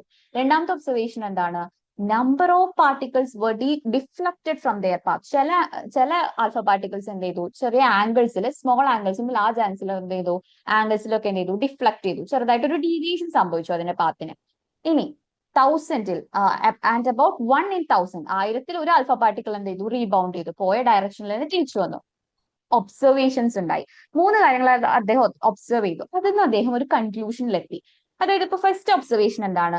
മോസ്റ്റ് ഓഫ് ദ ആൽഫ പാർട്ടിക്കിളും സ്ട്രേറ്റ് ലൈനിൽ പാസ് ചെയ്തു. അതായത് ഒരു ഡീവിയേഷനും ഇല്ലാണ്ട് നേരെ പാസ് ചെയ്ത് പോകണം. ഇപ്പൊ ഞാൻ ഈ ക്ലാസ് റൂമിൽ നടക്കണം എന്നുണ്ടെങ്കിൽ എന്റെ ഫ്രണ്ടിൽ ഒരു ബെഞ്ച് ഉണ്ടെങ്കിൽ ഞാൻ ഇങ്ങനെ നടക്കുക, സ്ട്രേറ്റ് ലൈനിൽ നടക്കുക. ബെഞ്ച് തട്ടിക്കഴിഞ്ഞാൽ ഞാൻ ഇവിടെ എന്ത് ചെയ്യും? സ്റ്റക്ക് ആവില്ല, പിന്നെ ഞാൻ ഡീവിയേറ്റ് ചെയ്യും അല്ലെ. അപ്പോ ആറ്റത്തിനകത്ത് ഇങ്ങനെ സ്ട്രേറ്റ് ലൈനിൽ ഒരു ഡീവിയേഷനും ഇല്ലാണ്ട് കുറെ ആൾക്കാർ പോയി എന്ന് പറഞ്ഞു കഴിഞ്ഞാൽ എന്താ അതിനകത്ത് അർത്ഥം? ആറ്റത്തിനകത്ത് കുറെ എംറ്റി സ്പേസ് ആണ്. അതിനകത്ത് എംറ്റി ആയിട്ടുള്ള കുറെ വാക്കന്റ് ആയിട്ടുള്ള സ്പേസുകൾ ഉണ്ട്. അതുകൊണ്ടാണ് ആൽഫ പാർട്ടിക്കിൾസ് ഒരു ഡീവിയേഷനും ഇല്ലാണ്ട് നേരെ പാസ് ചെയ്ത് പോയത്. ഓക്കെ, അതാണ് ഫസ്റ്റ് ഒബ്സർവേഷൻ കിട്ടിയ കൺക്ലൂഷൻ. എന്താ പറയുന്നത്? Number of alpha particle were deflected from their path. ചില ആൽഫ പാർട്ടിക്കിൾ എന്ത് ചെയ്തു? ചെറിയ ആംഗിൾസിലും വലിയ ആംഗിൾസിലൊക്കെ എന്ത് ഡിഫ്ലക്ട് ചെയ്തു കുറച്ച് ആൽഫ പാർട്ടിക്കിൾ. അതിന് എന്താണ് അദ്ദേഹം കൺക്ലൂഷനിൽ എത്തിയെന്ന് വെച്ച് കഴിഞ്ഞാല്, നമ്മൾ പറഞ്ഞു ആൽഫ പാർട്ടിക്കിളിന് എന്താ ചാർജ് ഉള്ളത്? പോസിറ്റീവ് ചാർജ് ആണ് പറഞ്ഞു അല്ലെ. അപ്പം പോസിറ്റീവ് ചാർജ് ആയിട്ടുള്ള ആൽഫ പാർട്ടിക്കിൾ ഇങ്ങനെ വരുന്ന സമയത്ത് ഈ ആറ്റത്തിനകത്ത് എവിടെങ്കിലും ഒക്കെ ഒരു പോസിറ്റീവ് ചാർജ് ഉണ്ടെങ്കിൽ നമുക്കറിയാം പോസിറ്റീവ് എന്ത് ചെയ്യും? റിപ്പൽ ചെയ്യും അല്ലെ. പോസിറ്റീവ് റിപ്പൽ ചെയ്തു. അപ്പൊ ഇവിടെ ഒരു പോസിറ്റീവ് ചാർജ് ആറ്റത്തിനകത്ത് ഉണ്ടെന്ന് വിചാരിക്കുക, ജസ്റ്റ് അസ്യൂം ചെയ്യുക. അപ്പൊ എന്ത് ചെയ്തു? ഇതിന് ആൽഫ പാർട്ടിക്കിൾ, പോസിറ്റീവ് ചാർജ് ആയിട്ടുള്ള ആൽഫ പാർട്ടിക്കിൾ വരുന്ന സമയത്ത് ഈ പോസിറ്റീവിന്റെ അടുത്ത് കൂടെ പാസ് ചെയ്യുമ്പോൾ എന്ത് ചെയ്തു? ചെറിയൊരു ഡീവിയേഷൻ ഇങ്ങനെ വന്നാൽ എന്ത് ചെയ്തു? ഇങ്ങനെ പോകും, ചെറിയ ഡീവിയേഷൻ സംഭവിച്ചു പോകും. അപ്പോ ആറ്റത്തിനകത്ത് എവിടെയോ പോസിറ്റീവ് ചാർജ് ഉണ്ട് എന്നുള്ളത് എന്ത് ചെയ്തു? ക്ലിയർ ആയി. പിന്നെ മൂന്നാമത്തെ ഒബ്സർവേഷൻ എന്താ? റീബൗണ്ട് ചെയ്തു. അതായത് വന്ന ആള് അതേപോലെ തന്നെ പോവുക. അതായത് കറക്റ്റ് സെന്ററിൽ ഹിറ്റ് ചെയ്യുമ്പോൾ എന്ത് ചെയ്തു? അത് വന്ന വഴി തന്നെ പോകും. നമുക്ക് ഒബ്സർവേഷൻസിനുള്ള കൺക്ലൂഷൻസ് വായിച്ചോക്കാം. ഫസ്റ്റ് എന്താണ്? The atom contains some dense and positively charge region located at the centre of an atom that is called as nucleus. അപ്പോ റുദർഫോർഡ് ആണ് ആദ്യമായിട്ട് ന്യൂക്ലിയസ് എന്നൊരു കൺസെപ്റ്റ് കൊണ്ടുവരുന്നത്. അതായത് ആറ്റത്തില് പോസിറ്റീവ് ചാർജ് ആയിട്ടുള്ള ഡെൻസർ ആയിട്ടുള്ള ഒരു സെന്റർ, ആറ്റത്തിന്റെ സെന്ററിൽ ഡെൻസ് ആയിട്ടുള്ള പോസിറ്റീവ് ചാർജ് ഒക്കെ കോൺസെൻട്രേറ്റ് ചെയ്തിട്ടുള്ള ഒരു സെന്റർ ഉണ്ട് ആറ്റത്തില്. അതിന് അദ്ദേഹം എന്ത് നെയിം ചെയ്തു? ന്യൂക്ലിയസ് എന്ന് വിളിച്ചു. രണ്ടാമത്തെ എന്താ വിളിച്ചത്? all the positive charge of the atom and most of its mass was contained in the nucleus. അതായത് ഒരു ആറ്റത്തിന്റെ മൊത്തം പോസിറ്റീവ് ചാർജും മൊത്തം മാസും ഒക്കെ എവിടെയാണ് കോൺസെൻട്രേറ്റ് ചെയ്തിട്ടുള്ളത്? ന്യൂക്ലിയസിലാണ്. അപ്പൊ ആദ്യം എന്താ പറഞ്ഞത്? ന്യൂക്ലിയസ് എന്താന്ന് പറഞ്ഞു? ആറ്റത്തിനകത്തൊരു സെന്ററിൽ മൊത്തം സെന്ററിൽ ന്യൂക്ലിയസ് എന്ന് വിളിച്ചു, ആറ്റത്തിന്റെ സെന്ററിന് ന്യൂക്ലിയസ് എന്ന് വിളിച്ചു. രണ്ടാമത്തെ പോയിന്റിൽ എന്താ പറഞ്ഞാൽ? ആറ്റത്തിന്റെ മൊത്തം പോസിറ്റീവ് ചാർജും മൊത്തം മാസും എവിടെയാണ് കോൺസെൻട്രേറ്റ് ചെയ്തിട്ടുള്ളത്? ഈ ന്യൂക്ലിയസിലാന്ന് പറഞ്ഞു. മൂന്നാമത്തെ പോയിന്റ് എന്താ പറഞ്ഞത്? rest of the atom would be empty space which contained much smaller and negatively charged electron. അതായത് സെന്ററിൽ ന്യൂക്ലിയസ് ഉണ്ട്, അവിടെയാണ് പോസിറ്റീവ് ചാർജും മാസും ഒക്കെ കോൺസെൻട്രേറ്റ് ചെയ്യുന്നത്. ബാക്കി സ്ഥലമൊക്കെ എന്താണ്? എംറ്റി ആണ്. അവിടെ എന്താണ്? നെഗറ്റീവ്ലി ചാർജ്ഡ് ആയിട്ടുള്ള ഇലക്ട്രോൺസ് ഉണ്ട് എന്ന് പറഞ്ഞു വെച്ചു. ആര്? Rutherford model. അപ്പൊ റുദർഫോർഡ് മോഡലിൽ ന്യൂക്ലിയസ് എന്താന്ന് പറഞ്ഞു? ന്യൂക്ലിയസിലാണ് ആറ്റത്തിന്റെ പോസിറ്റീവ് ചാർജും മാസും കോൺസെൻട്രേറ്റ് ചെയ്തിരിക്കുന്നതെന്ന് പറഞ്ഞു. പിന്നെ ആറ്റത്തിൽ കുറെ വാക്കന്റ് സ്പേസ് ഉണ്ട്, എംറ്റി സ്പേസ് ഉണ്ടെന്ന് പറഞ്ഞു. എംറ്റി സ്പേസസിൽ ആരുണ്ട്? സ്മോളർ ആയിട്ടുള്ള ചെറിയ നെഗറ്റീവ് ചാർജ്ഡ് ആയിട്ടുള്ള ഇലക്ട്രോണുകൾ ഉണ്ട് എന്ന് ആര് കൺക്ലൂഡ് ചെയ്തു? റുദർഫോർഡ് മോഡൽ കൺക്ലൂഡ് ചെയ്തു. അപ്പൊ റുദർഫോർഡ് മോഡലിന്റെ പോസ്റ്റുലേറ്റ് ഈ 3 ഓക്കെ. ഇനി റുദർഫോർഡ് മോഡലില് ഇതാണ് നമ്മളെ റുദർഫോർഡ് മോഡലിലെ ഒബ്സർവേഷൻസ് പറയുന്നത്. ഇപ്പൊ ആറ്റം ഇങ്ങനെ കുറെ ആറ്റംസ് ഉണ്ട്. ഇപ്പൊ ഗോൾഡ് ഫോയിൽ കുറെ ഇതേപോലെ ആറ്റംസ് ഉണ്ട്. ഇങ്ങനെ പാസ് ചെയ്യുന്ന സമയത്ത് ഇവിടെ ഒന്നും കണ്ടോ? ഒരു ആറ്റം എടുക്കുകയാണെങ്കിൽ ഒരു ആറ്റത്തിനകത്ത് സെന്ററിൽ ഒരു പോർഷൻ കൊടുത്തിട്ടുണ്ട്, ബാക്കിയുള്ളൊക്കെ എന്താ? വാക്കന്റ് സ്പേസ് അല്ലേ. അപ്പൊ വാക്കന്റ് സ്പേസിലൂടെ പാസ് ചെയ്യുമ്പോൾ എന്ത് ചെയ്യും? അൺഡിഫ്ലക്റ്റഡ് ആയിട്ട് ഒരു ഡീവിയേഷനും ഇല്ലാണ്ട് ഒരു ഡയറക്ഷൻ ചേഞ്ചും ഇല്ലാണ്ട് നേരെ പാസ് ചെയ്യും. പക്ഷെ ചെറിയ ഭാഗങ്ങളിൽ എന്തായിരിക്കും? ചെറിയ ആംഗിൾ കണ്ടോ? ഈ പോസിറ്റീവ് ചാർജ് ആയിട്ടുള്ള സെന്ററിൽ ന്യൂക്ലിയസിന്റെ അടുത്ത് തട്ടുമ്പോൾ എന്ത് ചെയ്യും? ഡിഫ്ലക്ഷൻ സംഭവിക്കും. ഓക്കെ. അപ്പൊ ഇതാണ് റുദർഫോർഡിന്റെ ആറ്റം മോഡൽ. ഇനി നമ്മൾ പഠിക്കാൻ പോകുന്നത് റുദർഫോർഡിന്റെ ആറ്റം മോഡൽ സക്സസ്ഫുൾ ആയിരുന്നോ, അതിന് എന്തെങ്കിലും ഡ്രോബാക്സ് ഉണ്ടായിരുന്നോ എന്നുള്ളതാണ്. ഓക്കെ. അപ്പോ മാക്സ്വെല്ലിന്റെ ഇലക്ട്രോ മാഗ്നറ്റിക് തിയറി അനുസരിച്ചിട്ട് ചാർജ്ഡ് ആയിട്ടുള്ള പാർട്ടിക്കിൾ, ഇലക്ട്രോൺ നമ്മൾ പറഞ്ഞു ഏത് ചാർജ് ആണ്? നെഗറ്റീവ് ചാർജ് ആണ്. ചാർജ്ഡ് പാർട്ടിക്കിൾ ആക്സിലറേഷനിലാവുമ്പോൾ ഒരു ചാർജ്ഡ് പാർട്ടിക്കിൾ ആക്സിലറേഷനിലാവുന്ന സമയത്ത് അത് എന്ത് ചെയ്യുന്നുണ്ട്, എപ്പോഴും എന്ത് ചെയ്യുന്നുണ്ട്, അത് എനർജി ഇങ്ങനെ എമിറ്റ് ചെയ്യുന്നുണ്ട്. നമുക്കറിയാം ഇവിടെ ഇലക്ട്രോൺ എന്താണ്, ചാർജ്ഡ്, നമ്മൾ പറഞ്ഞു ന്യൂക്ലിയസ് സെന്ററിലുണ്ട്, ചുറ്റും ബാക്കിയുള്ള ഭാഗങ്ങളിൽ എന്തുണ്ട്, ഇലക്ട്രോൺസ് ഉണ്ട്, നെഗറ്റീവ് ചാർജ് ഇലക്ട്രോൺസ്. അങ്ങനെയാണ് ഇലക്ട്രോൺസ് ഈ ന്യൂക്ലിയസ് ചുറ്റും ഇങ്ങനെ കറങ്ങുകയാണ്. ഇങ്ങനെ റിവോൾവ് ചെയ്യുന്ന സമയത്ത്, അതായത് മോഷനിലാണ്, മൂവ് ചെയ്യുന്ന സമയത്ത് അതിന് എന്ത് വരും, ആക്സിലറേഷൻ വരും. അതായത് ചാർജ്ഡ് ആയിട്ടുള്ള ഇലക്ട്രോണിന് ഒരു ആക്സിലറേഷൻ വരും അല്ലെ, ഇങ്ങനെ മൂവ് ചെയ്യുമ്പോൾ. ഇങ്ങനെ ഈ ചാർജ്ഡ് ആയിട്ടുള്ള ഒരു സ്പീഷീസ് ഇങ്ങനെ ആക്സിലറേറ്റഡ് ആവുമ്പോൾ അതെന്ത് ചെയ്യും, ഇലക്ട്രോ മാഗ്നറ്റിക് തിയറി അനുസരിച്ച് അതെന്ത് ചെയ്യും, റേഡിയേഷൻസ് എമിറ്റ് ചെയ്യും. അതെന്ത് ചെയ്യും, എനർജി ലൂസ് ചെയ്യും. എനർജി ഇങ്ങനെ ആദ്യത്തെ ഒരു റൗണ്ട് വരുമ്പോൾ കുറച്ച് എനർജി ലൂസ് ചെയ്യും, അടുത്ത റൗണ്ട് ആകുമ്പോൾ പിന്നെ എനർജി ലൂസ് ചെയ്യും. അങ്ങനെ തന്നെ എനർജി ലൂസ് ചെയ്ത് എന്താവും, ഫൈനലി അതെന്ത് ചെയ്യും, ആ ഇലക്ട്രോൺ ന്യൂക്ലിയസിൽ വന്ന് വീഴും. ദാറ്റ് ഇസ് ന്യൂക്ലിയസിൽ വന്ന് കൊളാപ്സ് ആവും. പക്ഷെ ഒരിക്കലും ഒരു ആറ്റത്തിൽ അങ്ങനെ സംഭവിക്കുന്നില്ല. സോ റുദർഫോർഡിന് ഇതിന് കാരണം എന്താണെന്ന് എക്സ്പ്ലെയിൻ ചെയ്യാൻ പറ്റിയില്ല. അതായത് ആറ്റത്തിന്റെ സ്റ്റെബിലിറ്റിനെ കുറിച്ചിട്ട് റുദർഫോർഡിന് എക്സ്പ്ലെയിൻ ചെയ്യാൻ പറ്റിയില്ല. ഒന്നുകൂടെ പറയാം, ഡ്രോബാക്ക് ആണ് റുദർഫോർഡിന്റെ മോഡലിന്റെ ഡ്രോബാക്ക് ആണ് നമ്മൾ പറയുന്നത്. റുദർഫോർഡിന്റെ മോഡലിലുള്ള മെറിറ്റ്സ്, അതായത് അതിന്റെ പോസ്റ്റുലേറ്റ് 3 നമ്മൾ പറഞ്ഞിട്ടുണ്ടായിരുന്നു. ന്യൂക്ലിയസ് എന്താന്ന് പറഞ്ഞു, ന്യൂക്ലിയസ് പോസിറ്റീവ് ചാർജ് ആയിട്ടുള്ള പോസിറ്റീവ് ചാർജ് മാസ് ഒക്കെ എവിടെ കോൺസെൻട്രേറ്റ് ചെയ്തിട്ടുള്ളത്, ന്യൂക്ലിയസിലാണ് നമ്മൾ പറഞ്ഞു രണ്ടാമത്തെ പോസ്റ്റുലേറ്റ് ആയിട്ട്. മൂന്നാമത് എന്താ പറഞ്ഞത്, വാക്കന്റ് സ്പേസ് ഉണ്ട്, അവിടെ നെഗറ്റീവ് ചാർജിൽ ഇലക്ട്രോൺസ് ഉണ്ടെന്ന് പറഞ്ഞു. ഇനി ഡ്രോബാക്ക് എന്താണ്, അതിന്റെ ഡിമെറിറ്റ്സ് എന്താന്ന് വെച്ച് കഴിഞ്ഞാല്, നമുക്കറിയാം ഇലക്ട്രോൺസ്, ന്യൂക്ലിയസ് ആണ് സെന്ററിൽ, ഈ ന്യൂക്ലിയസിന് ചുറ്റും ഇലക്ട്രോൺസ് ഇങ്ങനെ കറങ്ങുന്നുണ്ട് അല്ലെ. ഇങ്ങനെ കറങ്ങുന്ന സമയത്ത് ചാർജ്ഡ് അല്ല ഇലക്ട്രോൺസ്, ഈ ചാർജ്ഡ് പാർട്ടിക്കിൾ എന്ത് ചെയ്യുന്നുണ്ട്, ചാർജ്ഡ് പാർട്ടിക്കിൾ ആക്സിലറേഷനിലാണ്. ഈ ചാർജ്ഡ് പാർട്ടിക്കിൾ ആക്സിലറേഷനിലുള്ള ചാർജ്ഡ് പാർട്ടിക്കിൾ എന്ത് ചെയ്യുന്നുണ്ട്, കണ്ടിന്യൂസ്ലി അത് എന്ത് ചെയ്യുന്നുണ്ട്, എനർജി ലൂസ് ചെയ്യുന്നുണ്ട്. According to the electro magnetic theory, Maxwellian electro magnetic theory അനുസരിച്ചിട്ട് ചാർജ്ഡ് സ്പീഷീസ്, അതായത് ഇലക്ട്രോൺസ് ഇങ്ങനെ കറങ്ങുന്തോറും അത് എന്ത് ചെയ്യുന്നുണ്ട്, എനർജി ലൂസ് ചെയ്യുന്നുണ്ട്, എനർജി നഷ്ടപ്പെടുത്തുന്നുണ്ട്. അങ്ങനെ എനർജി ലൂസ് ചെയ്ത് അത് എന്ത് ചെയ്യും, ഫൈനലി അത് എന്ത് ചെയ്യും, ന്യൂക്ലിയസിൽ വന്ന് വീഴും. ബട്ട് അതെന്ത് ചെയ്യുന്നില്ല, അങ്ങനെ സംഭവിക്കുന്നില്ല. അതിന്റെ കാരണം അദ്ദേഹത്തിന് എക്സ്പ്ലെയിൻ ചെയ്യാൻ പറ്റിയില്ല. സോ ദാറ്റ് ഈ മോഡൽ എന്തായിരുന്നു, ഇറ്റ്സ് അഗെയിൻ ഫെയിൽഡ്. ഓക്കെ, അപ്പൊ നമുക്ക് വായിച്ചു നോക്കാം. According to Maxwell's theory of electromagnetic radiation, a charged particle, here electron, undergoing acceleration would continuously emit radiation. Radiation continuous ആയിട്ട് എമിറ്റ് ചെയ്യും, അല്ലെങ്കിൽ എന്താ, ലൂസ് എനർജി കണ്ടിന്യൂസ് ആയിട്ട് ലൂസ് ചെയ്യും. എന്നിട്ട് എന്ത് ചെയ്യും, and finally the atom would collapse, atom എന്ത് ചെയ്യും, ആ ന്യൂക്ലിയസിൽ വന്ന് വീഴും. പക്ഷെ അത് സംഭവിക്കുന്നില്ല എന്നാണ് പറഞ്ഞത്. അപ്പൊ നമ്മൾ ആദ്യം മോഡൽ ഏതായിരുന്നു, ജെ തോംസന്റെ മോഡൽ. അതിലെന്താണ്, ഒരു സ്ഫിയർ ആണ്, അതിനകത്ത് നെഗറ്റീവ് ചാർജ് ആയിട്ടുള്ള ഇലക്ട്രോൺസ് ഉണ്ടെന്ന് മാത്രമേ പറഞ്ഞു. പിന്നെ റുദർഫോർഡിന്റെ മോഡൽ പറഞ്ഞു, ഇതിലും എന്താണ്, ഡ്രോബാക്സ് ഉണ്ട്, ഇതും എന്താണ്, ഫെയിലിയർ ആണെന്ന് മനസ്സിലായി. ഇനി നമ്മൾ നോക്കാൻ പോകുന്നത്, ഇനി അടുത്തൊരു മോഡൽ പരിചയപ്പെടുന്നതിന് മുന്നേ നമ്മൾ എന്താണ് ഇലക്ട്രോ മാഗ്നറ്റിക് റേഡിയേഷൻ എന്നാണ് നോക്കാൻ പോകുന്നത്. എന്താണ് ഇലക്ട്രോ മാഗ്നറ്റിക് റേഡിയേഷൻ എന്നാണ് നോക്കാൻ പോകുന്നത്. ഓക്കെ, ഇലക്ട്രോ മാഗ്നറ്റിക് റേഡിയേഷൻ എന്താണെന്ന് ചോദിക്കുമ്പോൾ, electro magnetic radiation is A kind of energy which is transmitted through space in the form of electric and magnetic field. Electro magnetic radiation എന്ന് പറഞ്ഞു കഴിഞ്ഞാൽ energy, നമുക്കറിയാം electro magnetic radiation എന്ന് പറയുമ്പോൾ ഒരു എനർജിയാണ് വിച്ച് ഇസ് ട്രാൻസ്മിറ്റ് ചെയ്യുന്നുണ്ട്. എങ്ങനെയാണ്, which is transmitted through space in form of electric magnetic ഫീൽഡിലായിട്ട് എന്ത് ചെയ്യുന്നുണ്ട്, എനർജി എന്ത് ചെയ്യുന്നുണ്ട്, റേഡിയേറ്റ് ചെയ്യുന്നുണ്ട്. ഇപ്പോ ഇലക്ട്രോ മാഗ്നറ്റിക് റേഡിയേഷൻ എന്താ നോക്കുമ്പോൾ, ജെയിംസ്, നമ്മൾ നേരത്തെ പറഞ്ഞില്ലേ മാക്സ്വെല്ലിന്റെ ഇലക്ട്രോ മാഗ്നറ്റിക് തിയറി അനുസരിച്ചിട്ട്, മാക്സ്വെല്ലിന്റെ ഇലക്ട്രോ മാഗ്നറ്റിക് തിയറി അനുസരിച്ച് നമ്മൾ എന്താ പറഞ്ഞത്, മാക്സ്വെല്ലിന്റെ ഇലക്ട്രോ മാഗ്നറ്റിക് തിയറി അനുസരിച്ച് ഒരു ചാർജ്ഡ് പാർട്ടിക്കിൾ, ഒരു ഇലക്ട്രിക്കലി ചാർജ്ഡ് ആയിട്ടുള്ള ഒരു പാർട്ടിക്കിൾ ആക്സിലറേഷനിലാണ് എന്നുണ്ടെങ്കിൽ, ആക്സിലറേഷനിലായി കഴിഞ്ഞാൽ അത് എന്ത് ചെയ്യും, അത് എനർജി എന്ത് ചെയ്യും, റേഡിയേറ്റ് ചെയ്യും. അതായത് അത് ഓൾട്ടർനേറ്റീവ് ആയിട്ട് ഇലക്ട്രിക് ഫീൽഡും മാഗ്നറ്റിക് ഫീൽഡും ഉണ്ടാക്കും. അതായത് ഇലക്ട്രോ മാഗ്നറ്റിക് തിയറി അനുസരിച്ചിട്ട് ഒരു ചാർജ്ഡ് സ്പീഷീസ്, ആക്സിലറേറ്റഡിലായിട്ടുള്ള ഒരു ചാർജ്ഡ് സ്പീഷീസ് എന്ത് ചെയ്യും, കണ്ടിന്യൂസ് ആയിട്ട് ഒരു ചാർജ്ഡ് സ്പീഷീസ് എന്ത് ചെയ്യും, കണ്ടിന്യൂസ് ആയിട്ടുള്ള ഓൾട്ടർനേറ്റീവ് ആയിട്ട് അത് എന്ത് ചെയ്യും, ഇലക്ട്രിക് ഫീൽഡും മാഗ്നറ്റിക് ഫീൽഡും ഉണ്ടാകും. ആ ഇലക്ട്രിക് ഫീൽഡും മാഗ്നറ്റിക് ഫീൽഡും ഉണ്ടാവും എന്ന് പറഞ്ഞല്ലോ, അത് പുറത്തേക്ക് വിടുന്നത് എങ്ങനെയാണ്, വേവുകളായിട്ടാണ്. ഈ ഫീൽഡുകൾ പോകുന്നത് എങ്ങനെയാണ്, വേവുകളായിട്ടാണ്. ഈ വേവിനെയാണ് നമ്മൾ എന്ത് പറയുന്നത്, ഇലക്ട്രോ മാഗ്നറ്റിക് വേവ്സ് അഥവാ ഇലക്ട്രോ മാഗ്നറ്റിക് റേഡിയേഷൻസ് എന്ന് പറയുന്നത്. അപ്പോ ഇലക്ട്രിക് ഫീൽഡ് എന്ന് പറയുന്നത് ഇവിടെ കൊടുത്തിട്ടുണ്ട്. According to Maxwell theory an electro magnetic radiation can be visualised as oscillate ചെയ്യുന്ന ഇലക്ട്രിക് ഫീൽഡും മാഗ്നറ്റിക് ഫീൽഡും ആണ്. ദീസ് ട്രാവൽ ആസ് വേവ്സ്, ഇതെങ്ങനെയാണ് ട്രാവൽ ചെയ്യുന്നത്, വേവുകളായിട്ടാണ് ട്രാവൽ ചെയ്യുന്നത്. എങ്ങനെയാണ്, in plane perpendicular to each other. അതായത് ഫീൽഡിന് പെർപെൻഡിക്കുലർ ആയിട്ടും ആയിരിക്കും മാഗ്നറ്റിക് ഫീൽഡ്. ഇലക്ട്രിക് ഫീൽഡിനും മാഗ്നറ്റിക് ഫീൽഡിനും പെർപെൻഡിക്കുലർ ആയിരിക്കും ആ വേവ് ട്രാവൽ ചെയ്യുന്ന ഡയറക്ഷൻ.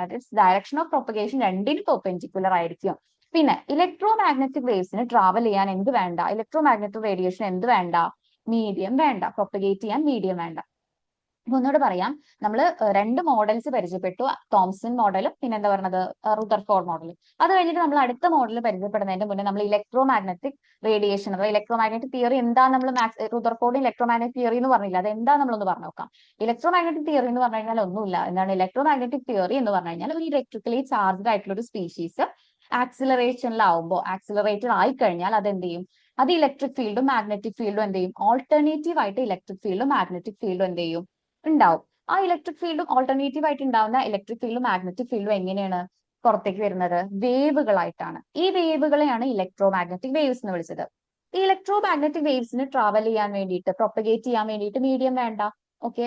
പിന്നെ ഇലക്ട്രിക് ഫീൽഡും മാഗ്നറ്റിക് ഫീൽഡും, ഈ ഇലക്ട്രിക് ഫീൽഡും മാഗ്നറ്റിക് ഫീൽഡും പുറത്തു വിടുന്നു പറഞ്ഞല്ലോ. ഈ ഇലക്ട്രിക് ഫീൽഡ് എന്തിന് പെർപെൻഡിക്കുലർ ആയിരിക്കും? മാഗ്നറ്റിക് ഫീൽഡ് പെർപെൻഡിക്കുലർ ആയിരിക്കും. ഈ ഇലക്ട്രിക് ഫീൽഡും മാഗ്നറ്റിക് ഫീൽഡും ആർക്ക് പെർപെൻഡിക്കുലർ ആയിരിക്കും? Direction of propagation of wave. അതായത് ഡയഗ്രാം നോക്കാം, അപ്പൊ കുറച്ചുകൂടെ ക്ലിയർ ആയിരിക്കും. ഓക്കെ, ഇവിടെ കാണാൻ പറ്റും, ഇതാണ് എന്ത്? Electric field. കണ്ടല്ലോ, ഇലക്ട്രിക് ഫീൽഡ്. ഇലക്ട്രിക് ഫീൽഡിന് പെർപെൻഡിക്കുലർ ആയിട്ടാണ് ആര് വരുന്നത്? Magnetic field. ഇതിന് രണ്ടിനും പെർപെൻഡിക്കുലർ ആയിട്ടാണ് എന്ത്? Direction of propagation. ഒന്ന് എക്സ് ഒന്ന് വൈ സെഡ് എന്നുള്ള രീതിയിൽ, അതായത് മൂന്ന് പെർപെൻഡിക്കുലർ ആയിട്ടാണ് പോകുന്നത്. Electric field perpendicular, magnetic field perpendicular ആയിട്ടാണ് ഡയറക്ഷൻ ഓഫ് പ്രൊപ്പഗേഷൻ വരുന്നത്. അപ്പോൾ ഇലക്ട്രോ മാഗ്നറ്റിക് തിയറി അനുസരിച്ചിട്ട് അങ്ങനെ ആക്സിലറേറ്റ് ചെയ്യുന്ന ഒരു പാർട്ടിക്കിളിന് എന്തുണ്ടായിരിക്കും? ഇലക്ട്രിക് ഫീൽഡും മാഗ്നറ്റിക് ഫീൽഡും പ്രൊഡ്യൂസ് ചെയ്യും. അത് വേവുകളായിട്ടാണ് പുറത്ത് ട്രാൻസ്മിറ്റ് ചെയ്യുന്നത്. ആ വേവ് ട്രാവൽ ചെയ്യുന്നത്, ആ വേവിനെയാണ് നമ്മൾ ഇലക്ട്രോ മാഗ്നറ്റിക് വേവ്സ് എന്ന് വിളിച്ചത്. പിന്നെ ഒരുപാട് ഇലക്ട്രോ മാഗ്നറ്റിക് വേവുകൾ ഉണ്ട്. ഓക്കെ, ഒരുപാട് ഇലക്ട്രോ മാഗ്നറ്റിക് വേവുകൾ ഉണ്ട്. ഈ ഇലക്ട്രോ മാഗ്നറ്റിക് റേഡിയേഷന്റെ വ്യത്യാസം പറയുന്നത് വേവ് ലെങ്ത് ഫ്രീക്വൻസിയിലൊക്കെയാണ്. അതിന്റെ വ്യത്യാസങ്ങൾ പറയുന്നത്. ഒരുപാട് ഇലക്ട്രോ മാഗ്നറ്റിക് വേവ്സ് ഉണ്ടെന്ന് പറഞ്ഞല്ലോ. ഇതിനൊക്കെ ചേർത്ത് നിർത്തിയിട്ട് ഒരു അറേഞ്ച്മെന്റ് കൊണ്ടുവരികയാണെങ്കിൽ ആ ഒരു അറേഞ്ച്മെന്റിനെ വിളിക്കുന്ന പേരാണ് എന്ത്? ഇലക്ട്രോ മാഗ്നറ്റിക് സ്പെക്ട്രം എന്ന് പറയുന്നത്. അതായത് ഒരുപാട് ഇലക്ട്രോ മാഗ്നറ്റിക് റേഡിയേഷൻസ് ഉണ്ട്.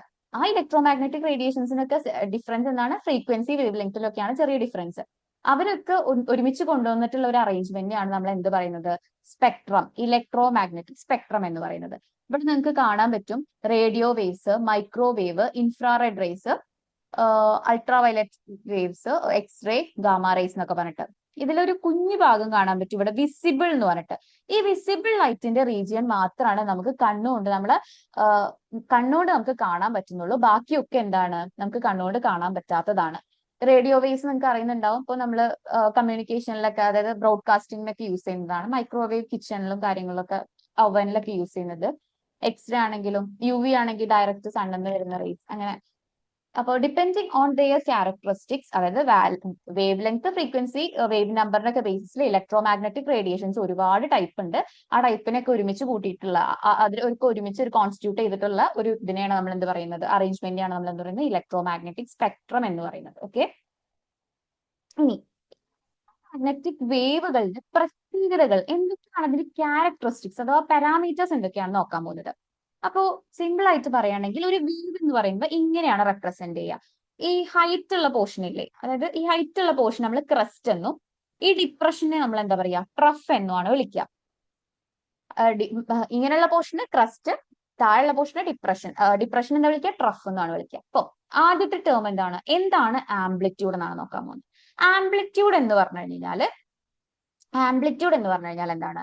ആംപ്ലിറ്റ്യൂഡ് എന്ന് പറഞ്ഞു കഴിഞ്ഞാൽ മാക്സിമം ഹൈറ്റ്, വേവ് ഓസിലേറ്റ് ചെയ്യുന്ന മാക്സിമം ഹൈറ്റ്, ദാറ്റ് ഇസ് ഈ പൊസിഷനിൽ, ആ ലൈനിൽ നിന്ന് ഏറ്റവും ഹയസ്റ്റ്, ഏറ്റവും പീക്കിലേക്കുള്ള, ഒന്നിലെ ട്രഫിന്റെ ഏറ്റവും എൻഡിക്കുള്ള, അല്ലെങ്കിൽ ക്രസ്റ്റിന്റെ ഏറ്റവും മുകളിലേക്കുള്ള, ഏറ്റവും അപ്പർ പോർഷനിൽ അല്ലെങ്കിൽ ഏറ്റവും ഡൗൺ പോർഷനിലേക്കുള്ള ഹൈറ്റിനെയാണ് നമ്മൾ എന്ത് പറയുന്നത്? ആംപ്ലിറ്റ്യൂഡ്. ഇവിടെ റെപ്രസെന്റ് ചെയ്തിട്ടുണ്ട് ആംപ്ലിറ്റ്യൂഡ്. ക്രസ്റ്റിന്റെ ഭാഗം വെച്ചിട്ടും പറയും ഇവിടുന്ന് ഇതുവരെയുള്ളതാണ് എന്ത്? ആംപ്ലിറ്റ്യൂഡ് എന്ന് പറയുന്നത്. രണ്ടാമതായിട്ട് പറയുന്നത് എന്താണ് വേവ് ലെങ്ത് എന്ന് പറയുന്നത്? വേവ് ലെങ്ത് എന്ന് പറയുന്നത് ലാംഡ വെച്ചിട്ടാണ് പറയുന്നത്. വേവ് ലെങ്ത് ലാംഡ വെച്ചിട്ടാണ് റെപ്രസെന്റ് ചെയ്തത്.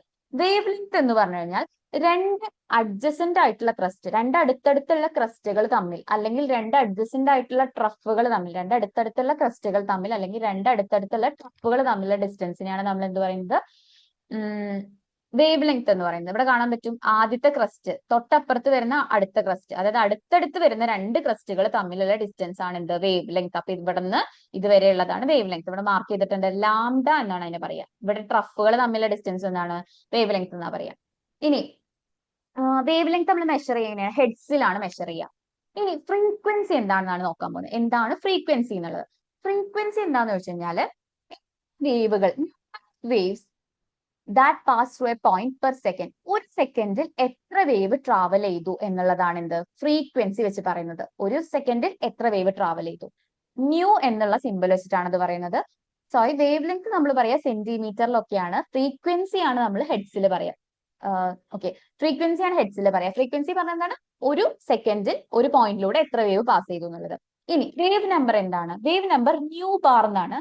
ഇവിടെ വിയുടെ മേലെ ഒരു ബാർ, ഒരു ലൈനും കൂടെ വരുന്നത് ന്യൂ ബാർ എന്നാണ് പറയാ. ന്യൂ ബാർ എന്ന് പറഞ്ഞാൽ വേവ് നമ്പർ എന്ന് പറഞ്ഞു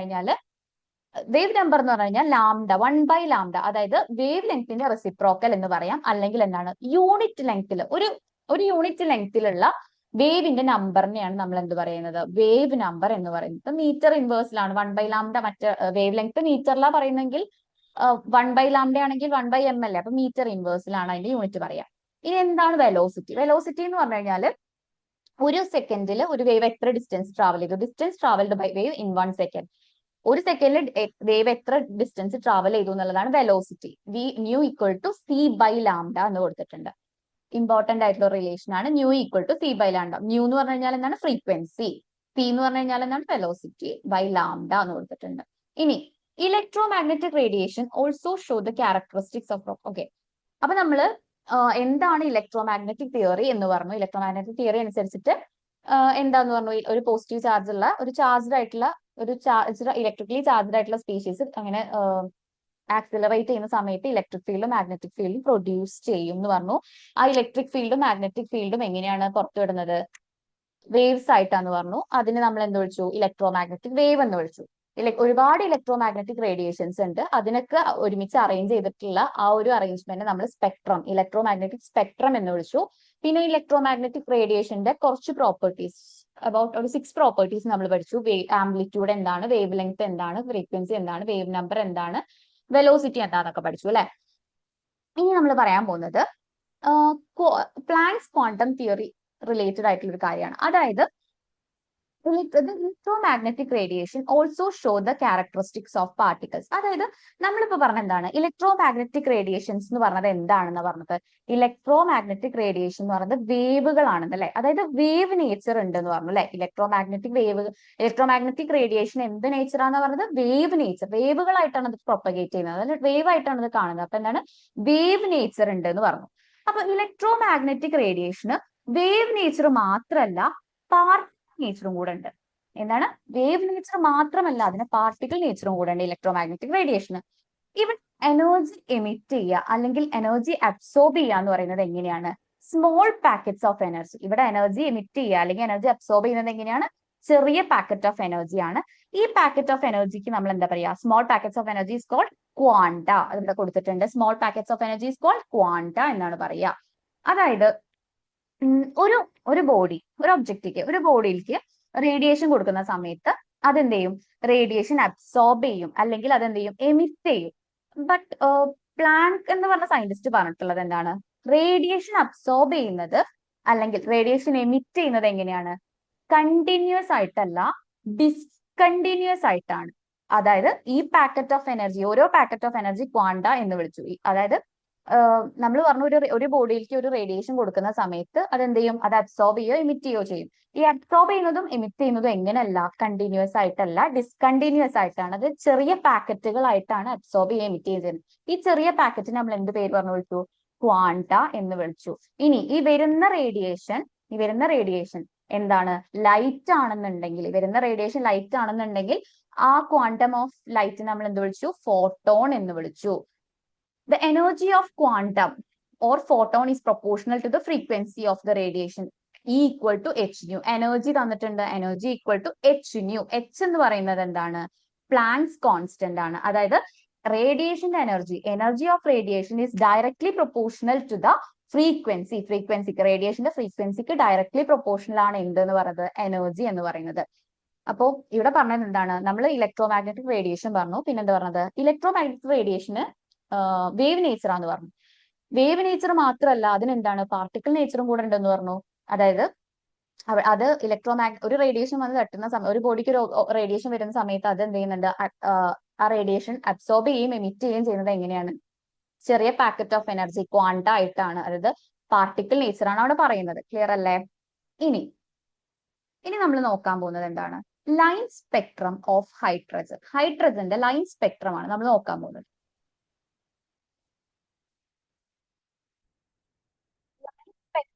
ലൈൻ സ്പെക്ട്രം ഓഫ് ഹൈഡ്രജൻ എന്ന് പറയുമ്പോൾ ഹൈഡ്രജൻ ആറ്റം എന്ത് ചെയ്യുന്നുണ്ട്? ഹൈഡ്രജൻ മോളിക്യൂൾ എന്ന് പറയുന്നത് എന്താണ്? H2 ആണ് അല്ലെ? H2 ആണ് എന്ത്? ഹൈഡ്രജൻ മോളിക്യൂൾ എന്ന് പറയുന്നത്. H2 ആണ് ഹൈഡ്രജൻ മോളിക്യൂൾ എന്ന് പറയുന്നത്. അപ്പൊ ഒരു റേഡിയേഷൻ വരുന്ന സമയത്ത് എന്തായിരിക്കും? ഈ H2 എന്ന മോളിക്യൂൾ എന്താവും? H ആയിട്ട്, ഹൈഡ്രജൻ ആറ്റംസ് ആയിട്ട് മാറും, സ്പ്ലിറ്റ് ആയിട്ട് മാറും. അപ്പോൾ ഇങ്ങനെ സ്പ്ലിറ്റ് ആവുന്ന സമയത്ത് അത് എന്ത് ചെയ്യുന്നുണ്ട്? ഒരു റേഡിയേഷൻ വരുമ്പോൾ അതിന് എന്ത് ചെയ്യുന്നുണ്ട്? എനർജി കിട്ടുന്നുണ്ട് അല്ലെ? ഹൈഡ്രജൻ ആറ്റത്തിൽ നമുക്കറിയാം H2 മോളിക്യൂൾക്ക് ഹൈഡ്രജൻ മോളിക്യൂൾക്ക് ഒരു റേഡിയേഷൻ വരുന്ന സമയത്ത് അത് എന്തുണ്ട്? H ആയിട്ട് രണ്ട് ആറ്റംസ് ആയിട്ട് മാറും. ഈ ഹൈഡ്രജൻ ആറ്റത്തിലുള്ള ഇലക്ട്രോണിന്റെ നമ്പർ നമുക്കറിയാം എത്രയാണ്? 1 ആണ് ഹൈഡ്രജൻ ആറ്റത്തിലുള്ള ഇലക്ട്രോണിന്റെ നമ്പർ. അപ്പൊ ഈ 1 ആണ് ഇലക്ട്രോണിന്റെ നമ്പർ നമുക്കറിയാം.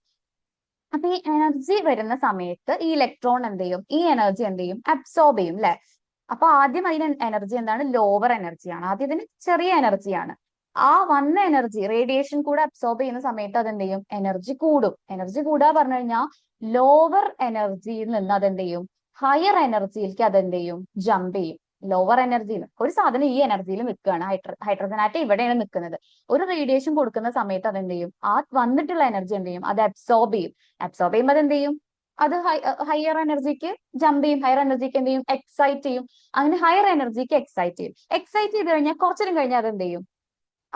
ആ എനർജി എമിറ്റ് ചെയ്തിട്ട് നേരത്തെ അബ്സോർബ് ചെയ്ത അതേ എനർജി അത് എന്ത് ചെയ്യും? എമിറ്റ് ചെയ്തിട്ട് അത് അതിന്റെ പഴയ പൊസിഷനിൽ എത്തും. അതായത് ലോവർ എനർജിയിലുള്ള ആള് കുറച്ച് എനർജി അബ്സോർബ് ചെയ്തിട്ട് ഹയർ എനർജി പോകും. ഹയർ എനർജി അത് എന്ത് ചെയ്യും? കുറച്ച് നിന്നതിന് ശേഷം അത് എന്ത് ചെയ്യും? ആ എനർജി അബ്സോർബ് ചെയ്ത എനർജി എമിറ്റ് ചെയ്തിട്ട് എന്ത് ചെയ്യും? അത് അതിന്റെ ലോവർ എനർജിക്ക് തന്നെ വരും. അപ്പൊ ലൈൻ സ്പെക്ട്ര പറയുന്നതിന്റെ മുന്നേ നമുക്ക് ആദ്യം ലൈൻ സ്പെക്ട്രം ഓഫ് ഹൈഡ്രജൻ പറയുന്നത് നമുക്ക് എന്താണ് അബ്സോർപ്ഷൻ സ്പെക്ട്ര, എന്താണ് എമിഷൻ സ്പെക്ട്ര എന്ന് നോക്കാം. അബ്സോർപ്ഷൻ സ്പെക്ട്ര എന്ന് പറഞ്ഞു കഴിഞ്ഞാൽ ലൈറ്റ് വരുമ്പോ ഇപ്പോ ഒരു ആറ്റത്തിനകത്ത് ലൈറ്റ് വരികയാണ്. ഇതൊരു ആറ്റം ആണെന്ന് വിചാരിക്കുക. ആറ്റത്തിനകത്ത് ഒരു ലൈറ്റ് വരികയാണ്. ഒരു ലൈറ്റ് വരുന്ന സമയത്ത് ആ ആറ്റം എന്ത് ചെയ്യും? കുറച്ച് ലൈറ്റ് ഒക്കെ അബ്സോർബ് ചെയ്യും. ബാക്കി കുറച്ച് ലൈറ്റ് എന്ത് ചെയ്യും? അബ്സോർബ് ചെയ്യും. ബാക്കി എന്ത് ചെയ്യും? എമിറ്റ് ചെയ്ത് കളയും. അപ്പൊ അബ്സോർപ്ഷൻ സ്പെക്ട്ര എന്ന് പറഞ്ഞു കഴിഞ്ഞാൽ ഈ ആദ്യം തന്നെ എമിറ്റ് ചെയ്ത് കളഞ്ഞ ഇതിനെയാണ് നമ്മൾ എന്ത് പറയാ? അബ്സോർപ്ഷൻ സ്പെക്ട്ര എന്ന് പറയാ. അതായത് അബ്സോർബ് ചെയ്ത ശേഷം പുറത്തുവിടുന്ന റേഡിയേഷൻ ആണ് അബ്സോർപ്ഷൻ സ്പെക്ട്ര എന്ന് പറയാ. ഇനി ഈ ഇവിടെ ഒരു എനർജി, ഒരു ലൈറ്റ് വന്ന സമയത്ത്, ഒരു റേഡിയേഷൻ വന്ന സമയത്ത് ഇവിടെ ഉള്ള ആറ്റം എന്ത് ചെയ്തിട്ടുണ്ട്? കുറച്ചാളെ അബ്സോർബ് ചെയ്ത് വെച്ചിട്ടുണ്ടല്ലോ. ഈ അബ്സോർബ് ചെയ്ത എനർജി കുറച്ച് സമയത്തിന് ശേഷം എന്ത് ചെയ്യും? എമിറ്റ് ചെയ്യും. ഇതിനെയാണ് നമ്മൾ എന്ത് പറയുന്നത്? എമിഷൻ സ്പെക്ട്രം എന്ന് പറയുന്നത്. അതായത് അബ്സോർപ്ഷൻ സ്പെക്ട്രം ഉണ്ട്, എമിഷൻ സ്പെക്ട്രം ഉണ്ട്. അബ്സോർപ്ഷൻ സ്പെക്ട്രം എന്ന് പറഞ്ഞു കഴിഞ്ഞാൽ ഒരു ആറ്റത്തിനകത്ത് കുറച്ചിങ്ങനെ ഒരു റേഡിയേഷൻസോ കുറച്ച് ലൈറ്റ് ഇങ്ങനെ വന്ന് പതിക്കുന്ന സമയത്ത് ആറ്റം എന്തെങ്കിലും കുറച്ച് എനർജി അബ്സോർബ് ചെയ്യും, ബാക്കി എന്തെങ്കിലും എമിറ്റ് ചെയ്ത് കളയും. അതായത് അബ്സോർബ് ചെയ്ത ശേഷം പുറത്തു പോകുന്നതിന് നമ്മൾ എന്ത് പറയുന്നത്? അബ്സോർബ് ചെയ്ത ശേഷം പുറത്തു പോകുന്ന ആൾക്കാർ നമ്മൾ എന്ത് പറയും? അബ്സോർപ്ഷൻ സ്പെക്ട്ര എന്ന് പറയും. ഈ അബ്സോർബ് ചെയ്തിട്ടുള്ള ആൾക്കാർ കുറച്ച് കഴിഞ്ഞ എന്ത് ചെയ്യും? അവർ എമിറ്റ് ഈ ആറ്റം അബ്സോർബ് ചെയ്ത എനർജി എന്ത് ചെയ്യും? അത് കളയും. അതിനാണ് നമ്മൾ എന്ത് പറയാ? എമിഷൻ സ്പെക്ട്ര എന്ന് പറയാം. അപ്പോൾ ഹൈഡ്രജൻ ഇപ്പൊ നമ്മൾ പറഞ്ഞു, ഹൈഡ്രജൻ ആറ്റത്തിന്റെ ലൈൻ സ്പെക്ട്രം നോക്കുമ്പോൾ H2 എന്നുള്ളത് HH ആയിട്ട് മാറും. അപ്പൊ ഹൈഡ്രജനിൽ ഇലക്ട്രോൺ ഉണ്ട്. ആ ഇലക്ട്രോൺ ഈ എനർജിയിലാണ്. ഇത് ഇവിടെ നിന്നിട്ട് എന്ത് ചെയ്യും? എനർജി അബ്സോർബ് ചെയ്ത് ഹയർ എനർജിക്ക് പോകും. ഹയർ എനർജി പോയിട്ട് അവിടെ നിന്നിട്ട് അത് കുറച്ചു കഴിഞ്ഞിട്ട് എന്ത് ചെയ്യും? കുറച്ച് എനർജി അബ്സോർബ് ചെയ്തിട്ട് ഹയറിലെത്തിയ സാധനം പിന്നെ എന്ത് ചെയ്യും? താഴെ വരുമ്പോൾ എന്ത് ചെയ്യും? അത് റേഡിയേഷൻ എമിറ്റ് ചെയ്യും. അതായത് അവിടെ ഹൈഡ്രജന്റെ എമിഷൻ സ്പെക്ട്രം ആണ് നമ്മൾ പറയുന്നത്. ഓക്കെ, ഹൈഡ്രജന്റെ എമിഷൻ സ്പെക്ട്രം ആണ് നമ്മൾ പറയുന്നത്. നമുക്ക് ഇതിന്റെ ഇങ്ങനെ ഹയർ എനർജിന്ന് ലോവർ എനർജിക്ക്, അല്ലെങ്കിൽ ലോവർ എനർജിന്ന് ഹയർ, താഴെന്ന് മോളിക്ക് അല്ലെങ്കിൽ മോളിന്ന് താഴേക്കൊക്കെ ഇങ്ങനെ ചാടുമ്പോൾ പുറത്ത് വിടുന്ന റേഡിയേഷൻസ് ഇല്ലേ, ഇങ്ങനെ ജമ്പ് ചെയ്യുന്ന സമയത്ത് പുറത്തേക്ക് എമിറ്റ് ചെയ്യുന്ന റേഡിയേഷൻസ് ഇല്ലേ, അതൊക്കെ കൂടി ചേർന്നിട്ട് ഒരു സീരീസ് ആക്കിയിട്ട് സീരീസ് ആക്കിക്കൊണ്ട് നമുക്ക് എന്ത് ചെയ്യും, സീരീസ് ഓഫ് ലൈൻസ് കിട്ടും. ഇതിനെയാണ് നമ്മൾ എന്ത് പറയുന്നത്, ഹൈഡ്രജൻ സ്പെക്ട്ര എന്ന് പറയുന്നത്. ഹിയർ യു ക്യാൻ സി നമുക്ക് ഹൈഡ്രജൻ സ്പെക്ട്രയിൽ 5 ലൈൻസ് കാണാൻ പറ്റും. Lyman series, Balmer series, Paschen series, Brackett series, Pfund series.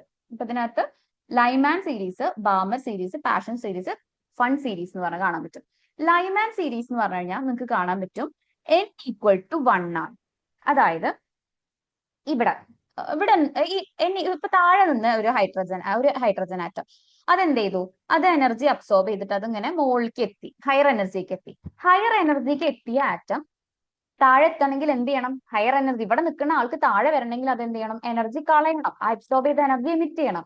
ആ എമിറ്റ് ചെയ്യുന്ന സമയത്ത് അത് എന്ത് ചെയ്യണം, റേഡിയേഷൻസ് അല്ലേ കളയുന്നത്. എമിറ്റ് ചെയ്യാ പറഞ്ഞു കഴിഞ്ഞാൽ റേഡിയേഷൻസ് അത് എന്ത് ചെയ്യണം, എമിറ്റ് ചെയ്യണം. ഈ എമിറ്റ് ചെയ്യുന്ന റേഡിയേഷൻസ് എന്താണ്, വണ്ണിൽ ഇപ്പോ ഹയർ എനർജിന്ന് n ഈക്വൽ ടു 1 എന്ന് പറഞ്ഞ് ഒന്നാമത്തെ ലെവലിലേക്കാണ് ചാടണമെങ്കിൽ എമിറ്റ് ചെയ്യേണ്ട റേഡിയേഷൻ എന്താണ്, അൾട്രാ വയലറ്റ് റേഡിയേഷൻസ് ആണ്. അതായത് ഹയർ എനർജിയിൽ എത്തിയ ഒരാള് n ഈക്വൽ ടു 1 ഒന്നാമത്തെ ലെവലിൽ എത്തണമെങ്കിൽ അത് എമിറ്റ് ചെയ്യേണ്ട റേഡിയേഷൻ ഏതാണ്, ultra violet radiation. n equal to 1 എന്ന് പറഞ്ഞത് ഏത് സീരീസാ, ലൈമാൻ സീരീസ്. ഓക്കെ, ഇനി നമുക്ക് ബാമർ സീരീസ് നോക്കാം. ബാമർ എന്താണ്, n equal to 2. Higher energy പോയ ആള് n ഈക്വൽ ടു 2 എന്ന് പറഞ്ഞ സ്റ്റേറ്റിക്ക് എത്തണമെങ്കിൽ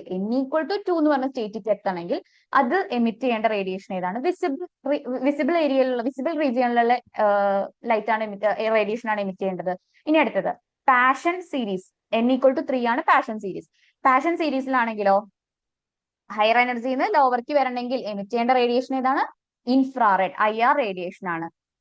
പാഷനിലും ബ്രാക്കറ്റിലും ഫൺ സീരീസിലും ഒക്കെ എമിറ്റ് ചെയ്യേണ്ട റേഡിയേഷൻസ് ഏതാണ്, IR ഇൻഫ്രാറെഡ് ആണ്. ഓക്കെ, അപ്പോ ഹൈഡ്രജൻ സ്പെക്ട്ര എന്ന് പറഞ്ഞു കഴിഞ്ഞാല് ലോവർ എനർജിന്ന് ഹയർ എനർജിക്ക് പോകാനും ഹയർ എനർജിന്ന് ലോവർ എനർജിക്ക് വരുമ്പോഴൊക്കെ എന്ത് ചെയ്യുന്നുണ്ട്, റേഡിയേഷൻസ് എമിറ്റ് ചെയ്യുന്നുണ്ട്.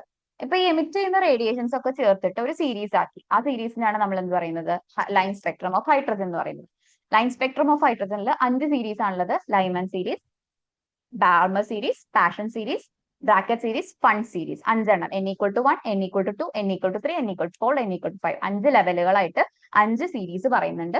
n equal to 1 higher energy n equal to 1 വരണമെങ്കിൽ അതെന്താണ്, അൾട്രാ വയലറ്റ് റേസ് ആണ് എമിറ്റ് ചെയ്യേണ്ടത്. അതായത് ഹയർ എനർജിന്ന് Lyman series n equal to 1 എത്തണമെങ്കിൽ അൾട്രാ വയലറ്റ് ആണ് എമിറ്റ് ചെയ്യേണ്ടത്. അതേപോലെ നമ്മൾ ബാക്കിയുള്ളതിലും പറഞ്ഞു അല്ലെ. ഇനി ഇത് മാത്തമാറ്റിക്കലി ഇങ്ങനെ റെപ്രസെന്റ് ചെയ്യാൻ നോക്കാം. Nu bar equal to 1/λ equal to RH into 1/n1 square minus 1/n2 square. അതായത് ന്യൂ ബാർ എന്ന് പറഞ്ഞാൽ എന്താ, വേവ് നമ്പർ ആണ് അല്ലെ. വേവ് നമ്പറിന് ഇക്വേഷൻ കൊടുത്തിട്ടുണ്ട്. ഇതിൽ n1 n2 എന്നൊക്കെ പറയുന്നത് എന്താ വെച്ചാൽ n1 എന്ന് പറയുന്നത് എപ്പോഴും സ്മോൾ നമ്പർ ആയിരിക്കണം. n1 എന്ന് പറഞ്ഞാൽ എന്താണ്, എപ്പോഴും ചെറുതായിരിക്കണം. n1 എന്ന് പറഞ്ഞാൽ ലോവസ്റ്റ് എനർജിയാണ്. n2 എന്ന് പറഞ്ഞു കഴിഞ്ഞാൽ എന്താണ്, ഹയസ്റ്റ് ആണ്, ഹയസ്റ്റ് എനർജിയാണ്. അതായത് ഇപ്പൊ നോക്കിക്കോ, n1 ലോവർ എനർജി അല്ലേ, n ഈക്വൽ ടു 1 എത്തണമെങ്കിൽ n1 എന്താണ്, 1 ആണ്. ഏതിലാണോ എത്തുന്നത്, ഏതിലാണോ റീച്ച് ചെയ്യുന്നത് അതാണ് n1. എവിടുന്നാണോ ചാടുന്നത്, ഏതാണോ ഹയർ എനർജി ആണ് എന്ത്, n2 എന്ന് പറയുന്നത്. n2 അപ്പൊ എന്തായിരിക്കും, എപ്പോഴും വലുതായിരിക്കണം. ഇപ്പൊ ലൈമാൻ സീരീസിൽ n1 എന്താണ്, 1 ആയിരിക്കും. n2 എന്താണ്, 1 വലുതായിരിക്കും. 2, 3, 4 ഒക്കെ വരാം. ബാൾമർ സീരീസ് ആണെങ്കിലോ n1 എന്താണ്, 2 ആണ്. n2 എന്താണ്, 3, 4, 5, 6 അങ്ങനെ എന്ത് വരാം. അങ്ങനെ എല്ലാത്തിനും കൊടുത്തിട്ടുണ്ട്. ഏത് റീജിയനിലെ റേഡിയേഷൻ ആണ് എമിറ്റ് ചെയ്യുന്നതെന്ന് ഇവിടെ കൊടുത്തു, റീജിയൻ ഓഫ് സ്പെക്ട്രം കൊടുത്തിട്ടുണ്ട്. അപ്പോ RH എന്ന് പറയുന്നത് റിഡ്ബർഗ് കോൺസ്റ്റന്റ് ആണെന്നൊക്കെ കൊടുത്തിട്ടുണ്ട്. സോ ഇതാണ് ഹൈഡ്രജൻ സ്പെക്ട്ര എന്ന് പറയുന്നത്. ഹൈഡ്രജൻ സ്പെക്ട്ര ക്ലിയർ ആയി എന്ന് വിചാരിക്കുന്നു. ഇനി നമ്മൾ നോക്കാനുള്ളത്, ഓക്കെ, ഇനിയിപ്പോ നമ്മൾ ഹൈഡ്രജൻ സ്പെക്ട്ര വന്നു. ഇനി നമ്മൾ എന്താ പറയാൻ പോകുന്നത്, ബോർ മോഡലാണ്. അപ്പൊ നമ്മള് ഏതാ 2 മോഡൽ നമ്മൾ പരിചയപ്പെട്ടു. തോംസൺ മോഡൽ പരിചയപ്പെട്ടു. പിന്നെ നമ്മൾ നെക്സ്റ്റ് പറഞ്ഞത് റുദർഫോർഡ് മോഡൽ. അത് കഴിഞ്ഞിട്ട് നമ്മൾ ഒരു 2-3 കാര്യങ്ങൾ പറഞ്ഞു. എന്താണ്, line Spectra, hydrogen line Spectra പറഞ്ഞു, ഇലക്ട്രോ മാഗ്നറ്റിക് തിയറി പറഞ്ഞു. പിന്നെ ഇലക്ട്രോ മാഗ്നറ്റിക് റേഡിയേഷന് വേവ് നേച്ചർ മാത്രമല്ല പാർട്ടിക്കിൾ നേച്ചർ ഉണ്ടെന്ന് പറഞ്ഞു. പ്ലാങ്ക് ക്വാണ്ടം തിയറി റിലേറ്റഡ് ആയിട്ടുള്ള ക്വാണ്ടം ഓഫ് എനർജി ആയിട്ടാണെന്നൊക്കെ പറഞ്ഞു അല്ലെ. ബോർ മോഡൽ, അതായത് 3rd മോഡൽ ഓഫ് ആറ്റം ആണ് നമ്മൾ പരിചയപ്പെടാൻ വേണ്ടി. Bohr model of atom. ബോറിന്റെ മോഡൽ അനുസരിച്ചിട്ട് എന്താ പറയുന്നത് നോക്കാം. Move in a definite circular path around nucleus.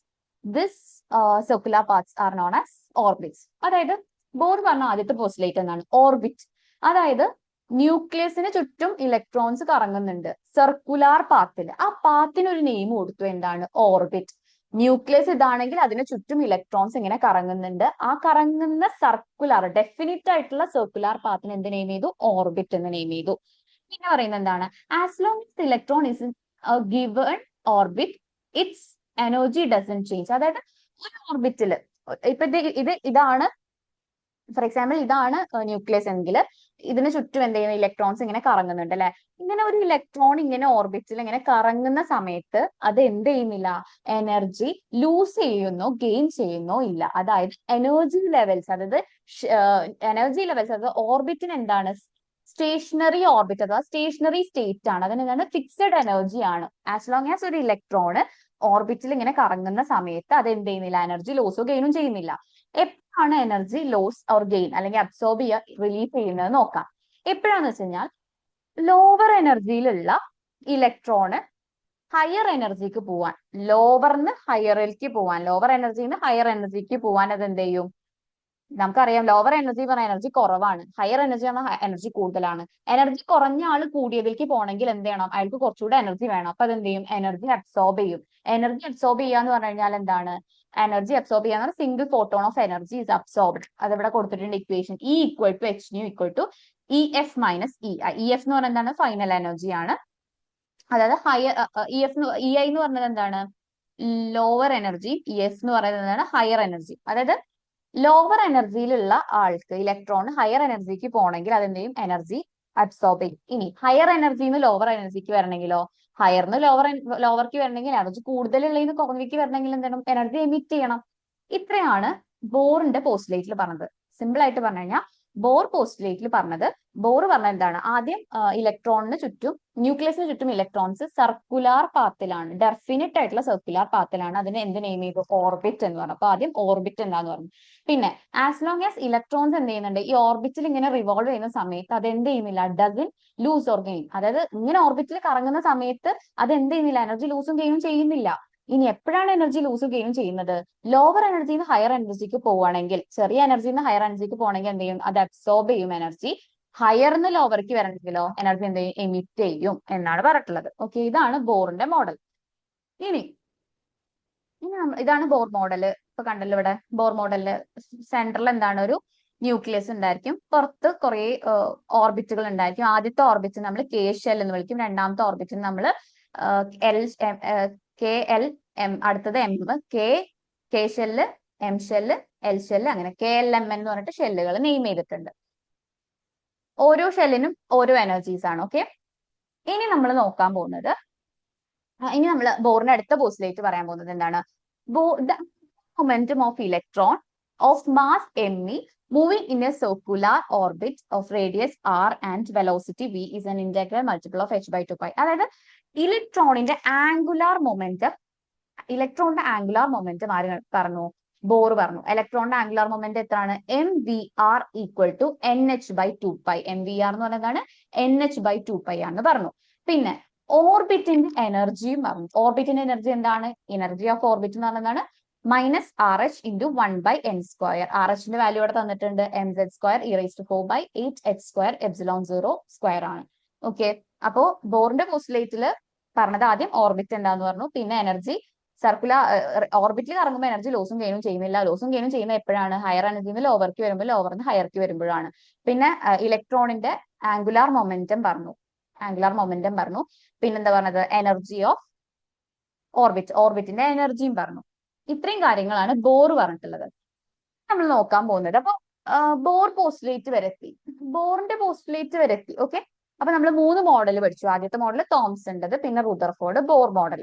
Okay, ഇനി നമ്മൾ നോക്കാൻ പോകുന്നത് വേവ് പാർട്ടിക്കിൾ ഡുവാലിറ്റി ആണ്.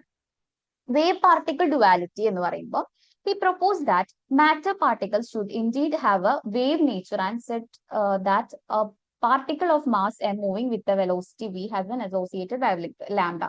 അതായത് വേവ് പാർട്ടിക്കിൾ നേച്ചർ, ഡിബ്രോഗ്ലി തിയറിയാണ് നമ്മൾ പറയാൻ പോകുന്നത്. ഡിബ്രോഗ്ലിയുടെ അനുസരിച്ചിട്ട് എന്താ പറയുന്നത് വെച്ച് കഴിഞ്ഞാല്, ഒരു പാർട്ടിക്കിൾ വേവ് നേച്ചർ മാത്രമല്ല പാർട്ടിക്കിൾ നേച്ചർ കൂടെ ഉണ്ട് എന്നാണ് ഇവിടെ പറയുന്നത്. ഓക്കെ, വേവ് നേച്ചർ മാത്രമല്ല, ഡിബ്രോഗ്ലി ഇക്വേഷൻ എന്ന് അനുസരിച്ചിട്ട് ഡിബ്രോഗ്ലിയുടെ അനുസരിച്ചിട്ട് എന്താണ്, എല്ലാ മൈക്രോസ്കോപ്പിക് പാർട്ടിക്കിൾസിനും അതായത് മൈക്രോസ്കോപ്പിക് പാർട്ടിക്കിൾസ് എന്ന് പറഞ്ഞാൽ ഇലക്ട്രോൺസിനൊക്കെ എന്താണ് പാർട്ടിക്കിൾ നേച്ചർ, വേവ് നേച്ചർ മാത്രമല്ല പാർട്ടിക്കിൾ നേച്ചറും ഉണ്ടെന്നാണ് ആര് പറയുന്നത്, ഡിബ്രോഗ്ലി പറയുന്നത്. ഡിബ്രോഗ്ലി എന്താ പറഞ്ഞത്, എല്ലാ മൈക്രോസ്കോപ്പിക് പാർട്ടിക്കിൾസ് എന്ന് പറഞ്ഞാൽ അത്രയും കുഞ്ഞു, നമുക്ക് കണ്ണുകൊണ്ട് കാണാൻ പറ്റും അത്രയും കുഞ്ഞു പാർട്ടിക്കിൾസ്, ഇലക്ട്രോൺ ഒക്കെ പോലെയുള്ള ഇലക്ട്രോൺസിനൊക്കെ എന്താണ്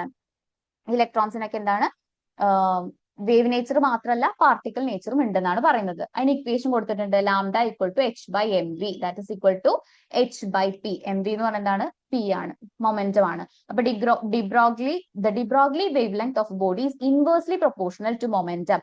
ഡിബ്രോഗ്ലി വേവ് ലെങ്ത് എന്താണ്, മൊമെന്റത്തിന് ഇൻവേഴ്സ്ലി പ്രൊപ്പോർഷണൽ ആണെന്നാണ് പറയുന്നത്.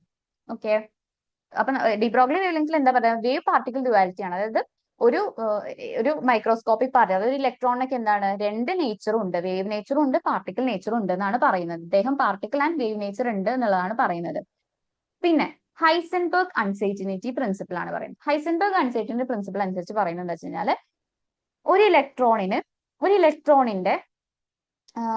ഇലക്ട്രോണിന്റെ പൊസിഷൻ, ഒരു ഇലക്ട്രോൺ എവിടെയാണ്, അതിന്റെ പൊസിഷൻ എവിടെയാണ്, അല്ലെങ്കിൽ അതിന്റെ മൊമെന്റം എവിടെയാണ്, ഇത് നമുക്ക് മൊമെന്റം എത്രയാണ്, ഇത് രണ്ടും നമുക്ക് എന്ത് ചെയ്യാൻ പറ്റില്ല, ഒറ്റയടിക്ക് ഒരുമിച്ച് പറയാൻ പറ്റില്ല, കൃത്യമായിട്ട് ഒരുമിച്ച് പറയാൻ പറ്റില്ല. അതായത് according to this principle it is not possible to simultaneously measure both the position and momentum or velocity of an electron accurately. അതായത് ഒരു ഇലക്ട്രോണിന്റെ പൊസിഷനും മൊമെന്റും അല്ലെങ്കിൽ പൊസിഷനും velocity at a time accurate ആയിട്ട് ഒരുമിച്ച് എന്ത് ചെയ്യാൻ പറ്റില്ല, മെഷർ ചെയ്യാൻ പറ്റില്ല എന്നാണ് ഹൈസൻബർഗ് പറയുന്നത്.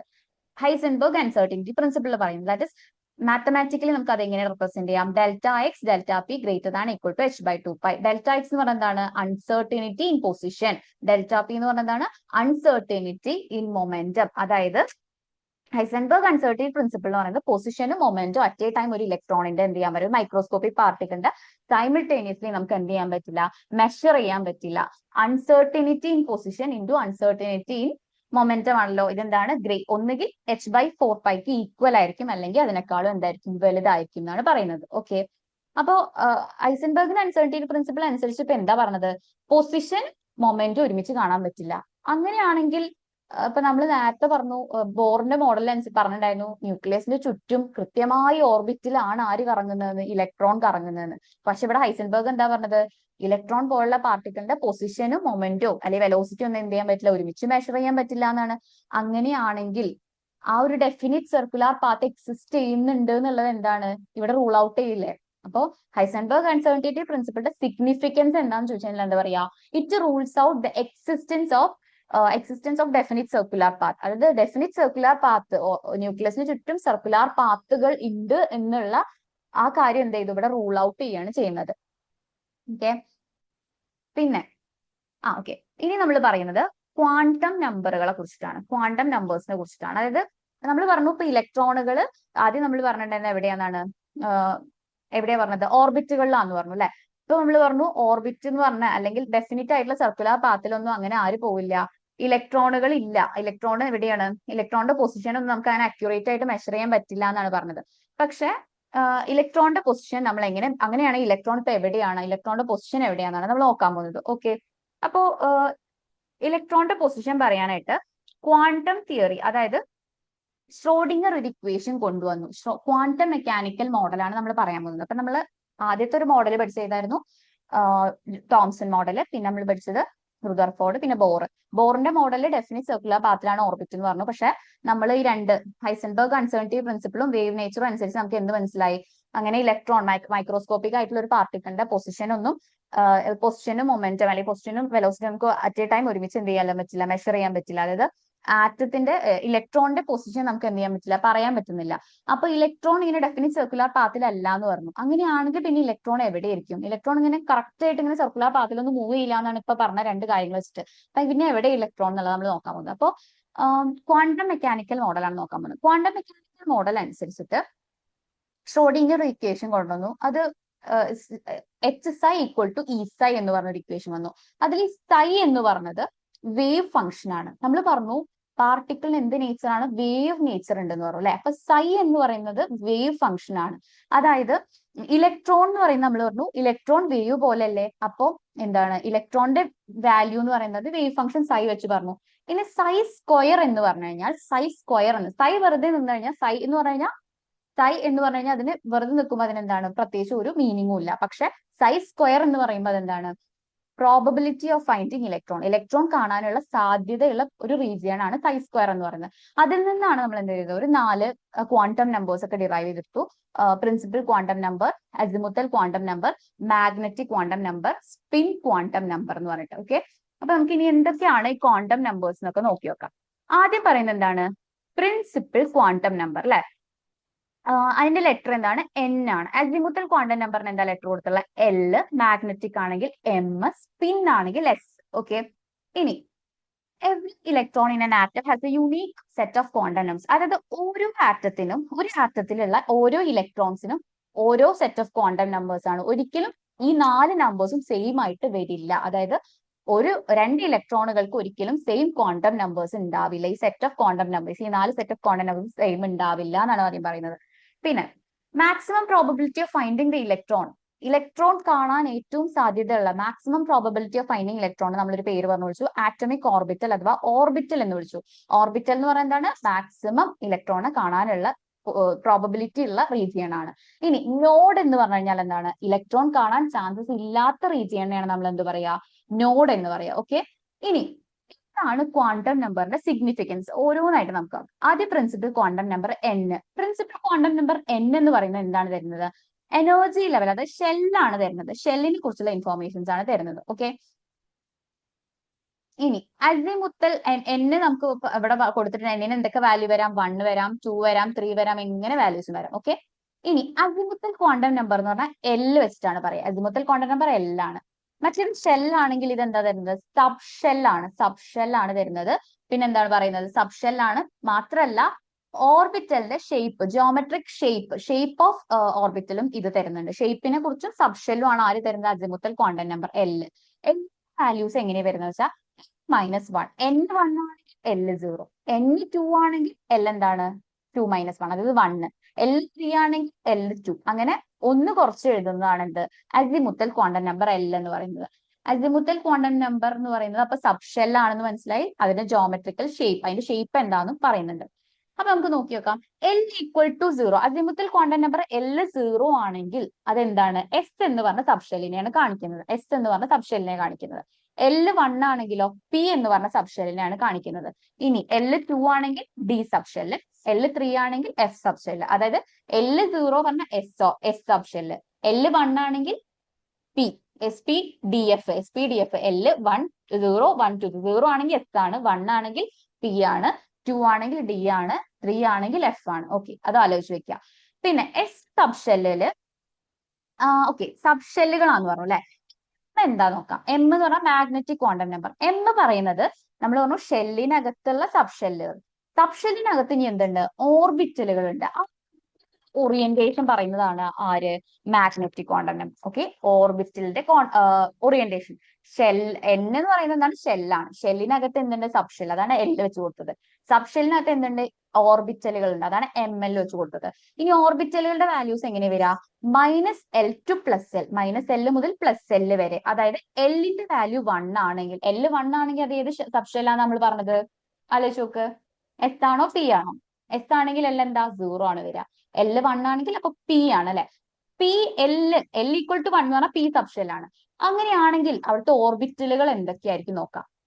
-L to L അല്ലേ, -L to +L അല്ലേ, അപ്പൊ -1 കഴിഞ്ഞിട്ട് -1 മുതൽ 1 വരെ വേണ്ടത്. ഇന്റീജേഴ്സ് ആണെന്നും പറഞ്ഞിട്ടുണ്ട്. അപ്പൊ -1 0 1 ആണ് വാല്യൂ വരിക. ഇനിയിപ്പോ L2 ആണെങ്കിൽ എന്താ MLന്റെ വാല്യൂസ് വരിക, -2 -1 0 1 2. ഇനി L=3 ആണെങ്കിൽ, L3 ആണെങ്കിൽ മറ്റാളെ ഏത് സബ് ഷെല്ലാന്ന് പറഞ്ഞത്, F സബ് ഷെല്ലാണ് അല്ലെ. അങ്ങനെയാണ് MLന്റെ വാല്യൂസ് എന്താ വരിക, -3 -2 -3 -2 -1 0 1 2 3 അങ്ങനെ വരും അല്ലെ. ഇനി magnetic quantum number, spin quantum number. Spin quantum number MS എന്ന് പറയുന്നതാണ് 2 വാല്യൂസേ വരുള്ളൂ, +½ -½ അത് സ്പിന്നിനെയാണ് കാണിച്ചു തരുന്നത്. അപ്പൊ 4 ക്വാണ്ടം നമ്പർ നമ്മൾ പരിചയപ്പെട്ടു. ആദ്യത്തെ ആളാരാണ്, ആദ്യത്തെ ആളാരായിരുന്നു, സ്പിൻ. ആദ്യം നമ്മൾ പഠിച്ചത് എന്താണ്, പ്രിൻസിപ്പൽ ക്വാണ്ടം നമ്പർ n വെച്ചിട്ടാണ്. n എന്ന് പറയുന്നത് ഷെല്ലിനെയാണ് കാണിച്ചു തരുന്നത്. ഇനി L എന്ന് പറയുന്നത് എന്താണ്? Azimuthal quantum number. Azimuthal quantum number എന്താണ്? ഷെല്ലിനകത്തുള്ള സബ് ഷെല്ലുകളെയാണ് കാണിച്ചു തരുന്നത്. 4 സബ് ഷെല്ലുണ്ട്. S sub shell, S P D F. എസിന്റെ എന്താണ്? L equal to 0, L equal to 1 ആണെങ്കിൽ പി, L ഈക്വൽ ടു 2 ആണെങ്കിൽ ഡി, L ഈക്വൽ ടു 3 ആണെങ്കിൽ എഫ് സബ് ഷെല്ല്. ഓക്കെ, ഇനി നമ്മൾ മാഗ്നറ്റിക് ക്വാണ്ടം നമ്പർക്ക് വന്നു. മാഗ്നറ്റിക് ക്വാണ്ടം നമ്പറിൽ എന്താ പറഞ്ഞത്? മാഗ്നറ്റിക് ക്വാണ്ടം നമ്പറിൽ പറഞ്ഞത് orbital, shell, sub shell, orbital. ഓർബിറ്റലുകളെ കുറിച്ചിട്ടാണ് പറയുന്നത്. ഓർബിറ്റലിന്റെ ഓറിയന്റേഷൻ എന്താണ്? അതിന് എങ്ങനെ വാല്യൂ വരിക? -L ടു +L വരെ. L1 ആണെങ്കിൽ ML എന്താ വരിക? -1, 0, +1 അങ്ങനെ വരും. ഇനി സ്പിൻ ക്വാണ്ടം നമ്പർ എന്താണ്? സ്പിന്നിനെ കാണിച്ചു തരാം. ഇലക്ട്രോണിന്റെ സ്പിൻ എങ്ങനെയാണ്? 2 സ്പിന്നേ ഉണ്ടാവുള്ളൂ. അതായത് ഒന്നുകിൽ മേലേക്ക് അല്ലെങ്കിൽ താഴേക്ക്, അതായത് +12, -12, ക്ലോക്ക് വൈസ് ഉള്ള സ്പിൻ അല്ലെങ്കിൽ ആന്റി ക്ലോക്ക് വൈസ് ഉള്ള സ്പിൻ. ഓക്കെ, ഇനി നമ്മൾ പറഞ്ഞു ഓർബിറ്റലുകളെ കുറിച്ച് പറഞ്ഞു. അങ്ങനെയാണെങ്കിൽ എസ് ഓർബിറ്റലില്, എസ് സബ്ഷെല്ല് നമ്മൾ പറഞ്ഞു. എസ് സബ്ഷെൽ എന്ന് പറയുന്നത് എന്താണ്? സ്ഫെറിക്കൽ. ഓരോ സബ്ഷെല്ലുകൾ നോക്കി നോക്കാം. എസ് സബ്ഷെൽ എന്ന് പറഞ്ഞു കഴിഞ്ഞാല്, എസ് സബ്ഷെല്ല് നമ്മൾ പറഞ്ഞു എസ് സബ്ഷെൽ ആണെങ്കിൽ, സബ്ഷെല്ല് L ഈക്വൽ ടു 0 എന്ന് പറഞ്ഞാൽ എസ് സബ്ഷെല്ലാണ്. എസ് സബ്ഷെല്ലാണ് ഇവിടെ ML എന്താണ് വരിക? ML എന്താ വരിക? -L ടു +L അല്ലേ? അപ്പൊ ഇവിടെ L 0 ആണെങ്കിൽ എന്താണ്? ML ഉം 0 ആണ് വരിക. ML 0 എന്ന് പറയുമ്പോൾ എസ് ഓർബിറ്റൽ അല്ലേ വരിക? എസ് ഓർബിറ്റൽ ആണ് വരിക. എസ് ഓർബിറ്റലില് അപ്പൊ ഒറ്റ ഇതേ ഉണ്ടാവുള്ളൂ, അതായത് സ്ഫെറിക്കൽ ഷേപ്പ് ആയിട്ടുള്ള ഒറ്റ ഇതേ ഉണ്ടാവുള്ളൂ. പിന്നെ L ഈക്വൽ ടു 1 ആണെങ്കിൽ പി സബ്ഷെല്ലാണ്. അതിന്റെ ഷേപ്പ് എന്താണ്? ഡംബൽ ഷേപ്പ് ആണ്. ഡംബൽ ഷേപ്പ് ആണ്.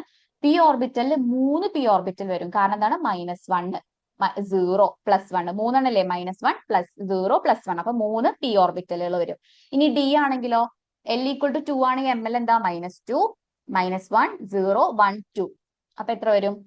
5 ഓർബിറ്റലുകൾ വരും. ഡി ഓർബിറ്റലുകൾ വരും. എഫ് ആണെങ്കിലും അങ്ങനെ തന്നെ വരും. ഇനി ഇതൊക്കെ എങ്ങനെയാ വരയ്ക്കാൻ നോക്കി നോക്കാം. എസ് ആണെങ്കിൽ സ്ഫെറിക്കലി ആണ് റെപ്രസെന്റ് ചെയ്യുന്നത്. ഇനി പി ആണെങ്കിൽ നിങ്ങൾക്ക് കാണാൻ പറ്റും PX, PY, PZ 3 ഉള്ളത്. PX, PY, PZ. PX ആണെങ്കിൽ അലോങ് എക്സ് ആക്സിസ്, എക്സ് ആക്സിസിന്റെ മേലെ കൂടെ വരയ്ക്കുക. Y ആണെങ്കിലോ Y ആക്സിന്റെ മേലെ കൂടെ വരയ്ക്കുക. Z ആണെങ്കിലും PZ മേലെ കൂടെ വരയ്ക്കുക. ഓക്കെ, 3 ആക്സിസ് ആണ് കേട്ടോ അവിടെ. എക്സ് ഇങ്ങനെ, Y ഇങ്ങനെ, Z ഇങ്ങനെ. ഓക്കെ, ഇനി ഈ ഷേപ്പ് എന്താണ്? നമ്മൾ പറയുക ഡബിൾ ഷേപ്പ്. ഇതാണെങ്കിലോ ഡബിൾ ഡബിൾ ഷേപ്പ്, അഥവാ ഇവിടെ എന്താണ് നമ്മൾ ഷേപ്പിന്റെ പേര് പറയുന്നത്? ക്ലവർ ലീഫ് ഷേപ്പ് ആണ്. ക്ലവർ ലീഫ് ഷേപ്പ് ആണെന്ന് പറയുന്നത് ഡി ഓർബിറ്റൽ. ഡി ഓർബിറ്റലിൽ 5 ഓർബിറ്റലുകൾ ഉണ്ട്. DXY, DYZ, DXZ. 3 DXY, DYZ, DXZ. നമുക്ക് ആദ്യം ഈ 3 നോക്കാം കേട്ടോ. ഈ സൈഡിലെ, ഈ റൈറ്റ് സൈഡിലെ 3 നോക്കാം. DXY ആണെങ്കിൽ XY ആക്സിസ് വരയ്ക്കുക. അതിന്റെ ഇടയിലൂടെ, അതായത് അലോങ് ദ ആക്സിസ് അല്ല, ആക്സിസിന്റെ ബെറ്റ്വീൻ, 2 ആക്സിസിന്റെ ഇടയിലൂടെ ഇങ്ങനെ 2 സൈഡിലേക്ക് വരച്ചു വെക്കുക. അതാണ് DXY, DYZ, DXZ. ആ XZ ആണെങ്കിൽ XZ ആക്സിസ്, YZ ആണെങ്കിൽ YZ ആക്സിസ്, XY ആണ് XY ആക്സിസ്, അങ്ങനെ. ഇനി DZ² ആണെങ്കിൽ അലോങ് Z നമ്മൾ എന്ത് ചെയ്യുക? അലോങ് ദ ആക്സിസ്, ആക്സിസിന്റെ മുകളിൽ കൂടെ ഒരു ഷേപ്പ് വരയ്ക്കുക. അതിന് ശേഷം എന്ത് ചെയ്യുക? സെന്ററിലും കൂടെ വരയ്ക്കുക. ഇനി DX² - Y² ആണെങ്കിൽ അലോങ് X വരയ്ക്കുക, അലോങ് Y വരയ്ക്കുക. ഓക്കെ, DX² - DY² എന്ന് പറഞ്ഞാൽ അതാണ്. അപ്പം 5 ഡി ഓർബിറ്റലുകൾ വരയ്ക്കാൻ പഠിച്ചു അല്ലെ. ഇനി എഫ് ഓർബിറ്റൽ എന്ന് പറഞ്ഞാൽ കുറച്ചുകൂടെ കോംപ്ലക്സ് ആണ്. അപ്പൊ നമ്മൾ അതിപ്പോ പഠിക്കുന്നില്ല. അപ്പൊ നമ്മളിപ്പോ എന്താ പറഞ്ഞത്? 4 ടൈപ്പ് ക്വാണ്ടം നമ്പറുകൾ ഉണ്ടെന്ന് പറഞ്ഞു. ക്വാണ്ടം നമ്പർ അനുസരിച്ച് നമുക്ക് എന്ത് കിട്ടും? ഒരു ആറ്റത്തിന്റെ, ഒരു ഇലക്ട്രോണിന്റെ അഡ്രസ് ആണ് ക്വാണ്ടം നമ്പർ എന്ന് പറയുന്നത്. അപ്പോൾ N ആണെങ്കിൽ, അതായത് പ്രിൻസിപ്പൽ ക്വാണ്ടം നമ്പർ നമുക്ക് ഷെൽ എന്താന്ന് കിട്ടും. അസിമുത്തൽ ക്വാണ്ടം നമ്പർ L നമുക്ക് എന്ത് കിട്ടും? സബ് ഷെല്ലും അതിന്റെ ഓറിയന്റേഷനും കാര്യമൊക്കെ കിട്ടും. പിന്നെ മാഗ്നറ്റിക് ക്വാണ്ടം നമ്പർ ആണെങ്കിൽ നമുക്ക് എന്ത് കിട്ടും? ഏത് ഓർബിറ്റൽ ആണ് ഷെല്ലിനകത്തുള്ള സബ്ഷെല്ലിനകത്തുള്ള ഏത് ഓർബിറ്റലാന്ന് കിട്ടും. നമുക്ക് പിയിലാണെങ്കിൽ 3 ഓർബിറ്റലുകൾ ഉണ്ട് പറഞ്ഞു. PX, PY, PZ. എക്സിൽ ഡി ഓർബിറ്റൽ ആണെങ്കിലോ DXY 5 DXY, DYZ, DXZ, DX² - Y² അല്ലെ. അപ്പോ ഇത്രയും കാര്യങ്ങൾ പഠിച്ചു. ഇനി നമ്മൾ നോക്കാൻ പോകുന്നത് ഇലക്ട്രോണുകൾ എങ്ങനെയാണ് ഫില്ല് ചെയ്യുന്നത്. ഇലക്ട്രോണിക് കോൺഫിഗറേഷൻ, എലമെന്റുകളുടെ ഇലക്ട്രോണിക് കോൺഫിഗറേഷൻ എഴുതുമ്പോൾ ശ്രദ്ധിക്കേണ്ട 3 റൂളുകളാണ്. എന്താണ്? ഓഫ് ബോ പ്രിൻസിപ്പിൾ. എന്താണ്? Pauli's exclusion principle. 3 എന്താണ്? Hund's rule. ഓക്കെ, അപ്പൊ നമുക്ക് ആദ്യം ഓഫ് ബോ പ്രിൻസിപ്പിൾ നോക്കിയേക്കാം. ഓഫ് ബോ പ്രിൻസിപ്പിൾ എന്ന് പറയുന്നത് electrons in an atom are filled in increasing order of energy. അതായത് ഇലക്ട്രോണുകൾ ഫില്ല് ചെയ്യുന്നത് എനർജി ലെവലുകൾ കൂടുന്നതിനനുസരിച്ചാണ്. ഇൻക്രീസിംഗ് ഓർഡർ ഓഫ് എനർജി ലെവലിലാണ് ഇലക്ട്രോണുകൾ ഫില്ല് ചെയ്യുന്നത്. അതായത് ഇപ്പൊ എനർജി ഇൻക്രീസിങ് ഓർഡർ ഓർബിറ്റലുകളുടെ കൊടുത്തിട്ടുണ്ട്. 1s ആണെങ്കിൽ ആദ്യം 1s ഫില്ല് ചെയ്യും, പിന്നെ 2s, പിന്നെ 2p, പിന്നെ 3s, പിന്നെ 3p, 4s, 3d അങ്ങനെയാണ് പോകുന്നത്. അതായത് ഇപ്പൊ നിങ്ങൾക്ക് കാണാൻ പറ്റും 1s ഒറ്റ എസിന് ഒറ്റ ഒന്നേ ഉള്ളൂ. പിന്നെന്താണ് 2s 2p, 3s 3p, 4s 3d. ഇവിടെ നിങ്ങൾക്ക് കാണാൻ പറ്റും ആദ്യം 3pക്ക് ശേഷം 3d വന്നിട്ടല്ല 4s വന്നില്ല. കാരണം എന്താണ്, എനർജി ആർക്കാണ് കൂടുതൽ, 4sന് കുറവാണ്, 3dക്കാണ് കൂടുതൽ. അപ്പൊ എനർജി ലെവൽ ഇൻക്രീസിങ് ഓർഡറിലാണ് എപ്പോഴും എന്ത് ചെയ്യുന്നത്, ഇലക്ട്രോൺസ് ഫില്ല് ചെയ്യുന്നതാണ് ഇവിടെ പറഞ്ഞിട്ടുള്ളത്, ഓഫ് ബോ പ്രിൻസിപ്പിൾ പറഞ്ഞിട്ടുള്ളത്. ഇനി പോളീസ് എക്സ്ക്ലൂഷൻ പ്രിൻസിപ്പിൾ പറയുന്നത് 2 ഇലക്ട്രോണുകൾക്ക് ഒരിക്കലും ഒരേ ക്വാണ്ടം 4 ക്വാണ്ടം നമ്പർ ഇല്ലേ, set series 4 set of quantum numbers ഇല്ലേ, ഒരു ഇലക്ട്രോണിന് ഒരിക്കലും എന്ത് ചെയ്യാൻ പറ്റില്ല, 2 ഇലക്ട്രോണുകൾക്ക് എന്ത് ചെയ്യാം, ഈ ക്വാണ്ടം നമ്പർ സെറ്റ് എന്ത് ചെയ്യാൻ പറ്റില്ല, സെയിം വരാൻ പാടില്ല, ഒരിക്കലും വരില്ല, സെയിം വരില്ല. അറ്റ്ലീസ്റ്റ് അതിന്റെ സ്പിന്നെങ്കിലും മാറും. സ്പിൻ ഒന്നാണ് +½ ആണെങ്കിൽ ഒന്നായിരിക്കും -½ ആയിരിക്കും എന്നാണ് പറയുന്നത്. പിന്നെ ഓർബിറ്റലുകളിൽ ഒരു ഓർബിറ്റലിൽ 2 ഇലക്ട്രോണുകൾക്ക് ഇരിക്കാൻ മാത്രമേ സ്പേസ് ഉള്ളൂ എന്ന് പറയുന്നത്. പിന്നെ ഹൺസ് റൂൾ ആണ് പറയുന്നത്. ഹൺസ് റൂളിൽ എന്താ പറയുന്നത്, ഹൺസ് റൂളിൽ പറയുന്നത് ഇപ്പോ if the number of orbitals of same subshell, ഒരു സബ്ഷെല്ലിൽ തന്നെ ഒരുപാട് ഓർബിറ്റലുകൾ ഉണ്ടല്ലോ. ഇപ്പൊ പിയിലാണെങ്കിൽ നമ്മൾ പറഞ്ഞു px, py, pz. ഇവിടെ നിങ്ങൾക്ക് കാണാൻ പറ്റും 2pയിലാണെങ്കിൽ px ഉണ്ടാവും, py ഉണ്ടാവും, pz ഉണ്ടാവും. അപ്പൊ ഒരേ energy number of orbital of same subshell, ഒരേ സബ്ഷെല്ലിന്റെ എനർജീസ് ആണല്ലോ. അപ്പൊ ഇവിടെ ഫില്ല് ചെയ്യുന്ന സമയത്ത് എപ്പോഴും നമ്മൾ പെയർ ചെയ്യാൻ പാടില്ല. അപ്പൊ ആദ്യം 3 ഇലക്ട്രോണുകളാണ് ഇപ്പൊ 2pയിൽ ഫില്ല് ചെയ്യേണ്ടത്. 2p എന്ന് പറഞ്ഞു കഴിഞ്ഞാൽ ഷെല്ലിൽ ഫില്ല് ചെയ്യണം. അപ്പൊ നമ്മൾ ഫില്ല് ചെയ്യുമ്പോൾ ആദ്യം 1 കൊടുക്കുക, പിന്നെ 1 കൊടുക്കുക, 1 കൊടുക്കുക. അത് എല്ലായിടത്തും ആദ്യം ഓരോ ഇലക്ട്രോൺ ഫില്ല് ചെയ്യുക. എന്നതിന് ശേഷം മാത്രം നമ്മൾ എന്ത് ചെയ്യാൻ പാടുള്ളൂ, പെയർ ചെയ്യാൻ പാടുള്ളൂ. ഇപ്പൊ ഡി ഇവിടെ ഉണ്ടെങ്കിൽ എന്താണ്, എല്ലാ ഡി ഓർബിറ്റലുകളിലും എല്ലാ dx, dy, dz, dz2, dx2 - y2 അങ്ങനെ 5 എണ്ണം ഉണ്ടെങ്കിൽ 5 എണ്ണത്തിലും ഓരോ ഇലക്ട്രോണുകൾ ഫില്ല് ചെയ്യുക. ശേഷം മാത്രം എന്ത് ചെയ്യുക, പെയർ ചെയ്യുക. ഇവിടെ നിങ്ങൾക്ക് കാണാൻ പറ്റും ആദ്യത്തത് എന്താണ്, കറക്റ്റ് ആണ്, എല്ലായിടത്തും ഓരോന്ന് പെയർ ചെയ്തു, ഓരോന്ന് ഫില്ല് ചെയ്തു, ദെൻ ആണ് പെയർ ചെയ്തത്. പെയർ ചെയ്യാൻ അവിടെ ഇലക്ട്രോൺ ഇല്ലാത്തതുകൊണ്ട് പെയർ ചെയ്തില്ല. ഇനി പെയർ ചെയ്യണമെങ്കിൽ എന്ത് ചെയ്യാം, ഈ ആദ്യത്തെ pxൽ എന്ത് ചെയ്യാം, ഫില്ല് ചെയ്ത് കൊടുക്കാം. താഴെ നോക്കി കൊടുത്ത തെറ്റാണ്. കാരണം എന്താണ്, ആദ്യം തന്നെ പെയർ ചെയ്തു. അപ്പൊ ആദ്യം തന്നെ പെയർ ചെയ്യില്ല ചെയ്യേണ്ടത്, ആദ്യം സിംഗിൾ ആയിട്ട് ഡിസ്ട്രിബ്യൂട്ട് ചെയ്യുക. സിംഗിൾ ആയിട്ട് ഡിസ്ട്രിബ്യൂട്ട് ചെയ്തതിനു ശേഷം എന്ത് ചെയ്യുക, പിന്നെ ഇലക്ട്രോൺസ് ബാക്കി ഉണ്ട് എന്ത് ചെയ്യുക, പെയർ ചെയ്യുക. അപ്പൊ ഇങ്ങനെ ഇതിൽ കാണാൻ പറ്റും നിങ്ങൾക്ക് ഒരു ഓർബിറ്റല് 2s എന്ന് പറഞ്ഞ ഓർബിറ്റലിൽ 2 ഇലക്ട്രോൺസിന് സ്പേസ് ഉള്ളൂ, അതിലേറെ ഇലക്ട്രോൺസിന് അവിടെ അക്കോമഡേറ്റ് ചെയ്യാൻ പറ്റില്ല. അപ്പൊ ഇത്രയും കാര്യങ്ങളാണ് നമ്മൾ ആറ്റോമിക് സ്ട്രക്ചറിൽ നോക്കിയത്. ഇപ്പം സിമ്പിൾ ആയിട്ട് പറയുകയാണെങ്കിൽ ആറ്റോമിക് സ്ട്രക്ചറിൽ നമ്മൾ ആദ്യം കുറെ ഇൻട്രൊഡക്ഷൻ പാർട്ട് കഴിഞ്ഞു. പിന്നെ നമ്മൾ മെയിൻ ആയിട്ട് നമ്മൾ 3 മോഡലുകൾ പരിചയപ്പെട്ടു. ആദ്യം നമ്മൾ തോംസൺ മോഡൽ പരിചയപ്പെട്ടു. എന്താണ്, ഒരു സ്ഫിയറിനകത്ത് പോസിറ്റീവ് ചാർജുള്ള സ്ഫിയറിനകത്ത് നെഗറ്റീവ് ആയിട്ടുള്ള ഇലക്ട്രോണുകൾ ഇങ്ങനെ എംബഡ് ചെയ്ത് വെച്ചിട്ടുണ്ടായിരിക്കും എന്ന് പറഞ്ഞു. ഇത് സ്റ്റെബിലിറ്റി എക്സ്പ്ലെയിൻ ചെയ്യാൻ പറ്റാത്തതുകൊണ്ട് തന്നെ ഈ മോഡൽ എന്ത് ചെയ്തു, it was a failure. And second one റുദർഫോർഡിന്റെ മോഡലായിരുന്നു. റുദർഫോർഡിന്റെ മോഡലിൽ എന്താ പറഞ്ഞത്, ഒരു എക്സ്പെരിമെന്റ് വഴിയാണ് അദ്ദേഹം പ്രൂവ് ചെയ്തത്. റുദർഫോർഡിന്റെ മോഡലിലാണ് ന്യൂക്ലിയസിനെ കുറിച്ച് ആദ്യം പറയുന്നത്. ന്യൂക്ലിയസിനെ കുറിച്ച് പറഞ്ഞ ആറ്റത്തിന്റെ സെന്ററിൽ ന്യൂക്ലിയസ് ഉണ്ട്, അവിടെയാണ് പോസിറ്റീവ് ചാർജും എൻറ്റയർ മാസും കോൺസെൻട്രേറ്റ് ചെയ്തത്. പിന്നെ എന്ത് പറഞ്ഞു, ബാക്കിയുള്ള സ്ഥലമൊക്കെ വാക്കന്റ് ആണ്, അവിടെ ഇലക്ട്രോൺസ് ഉണ്ട് എന്ന് പറഞ്ഞു. പിന്നെ എന്ത് പറഞ്ഞു, റുദർഫോർഡിന്റെ മോഡലിന്റെ ഫെയിലിയർ പറഞ്ഞു. ഇലക്ട്രോ മാഗ്നറ്റിക് തിയറി അനുസരിച്ചിട്ടാണ് അത് എക്സ്പ്ലെയിൻ ചെയ്തത്. പിന്നെ നമ്മൾ ഇലക്ട്രോ മാഗ്നറ്റിക് റേഡിയേഷൻ എന്താണ്, ഇലക്ട്രോ മാഗ്നറ്റിക് സ്പെക്ട്രം എന്താണെന്നൊക്കെ പറഞ്ഞു. ഇലക്ട്രോ മാഗ്നറ്റിക് റേഡിയേഷന്റെ പ്രോപ്പർട്ടീസ്, കുറച്ച് പാരാമീറ്റേഴ്സ് പറഞ്ഞു. പിന്നെ നമ്മൾ പറഞ്ഞ ഇമ്പോർട്ടന്റ് ആയിട്ടുള്ള കാര്യം ഹൈഡ്രജൻ സ്പെക്ട്രയാണ്.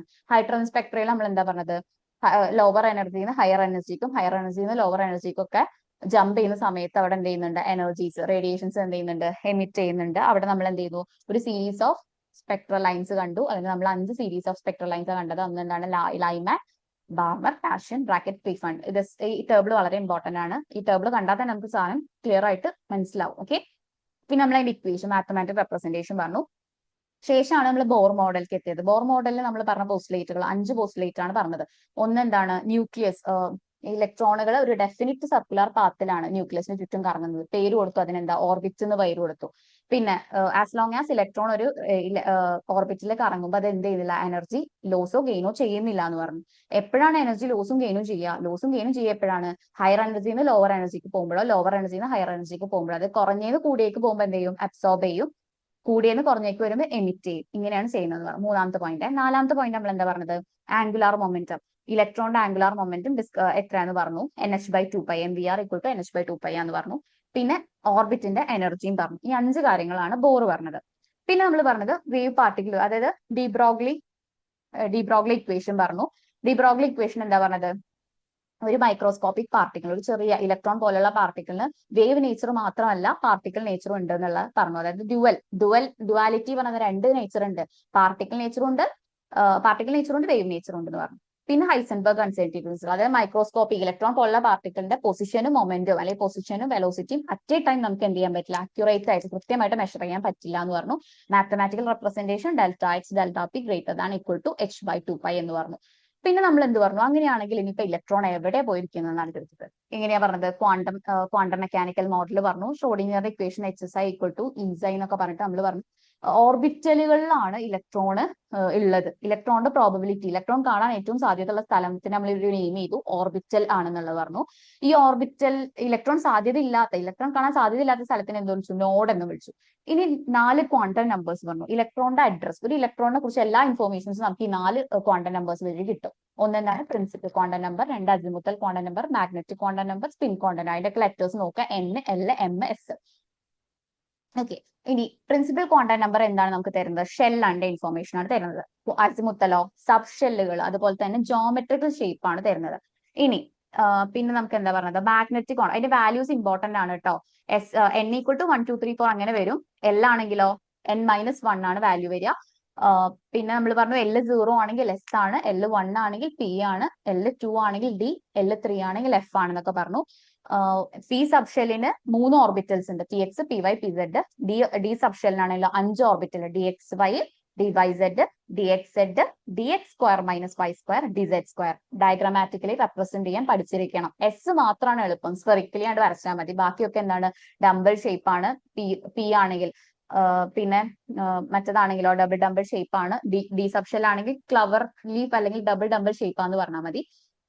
പിന്നെ മാഗ്നറ്റിക് ക്വാണ്ടം നമ്പർ എന്താ തരുന്നത്, ഓർബിറ്റലുകളുടെ ഓറിയന്റേഷൻ ആണ് തരുന്നത്. അതിന്റെ വാല്യൂസ് -1 -L to +L ആണ് വരിക. പിന്നെ മാഗ്നറ്റിക് സ്പിൻ ക്വാണ്ടം നമ്പർ എന്താണ്, ഒരു ഇലക്ട്രോണിന്റെ സ്പിൻ ആണ് തരുന്നത്.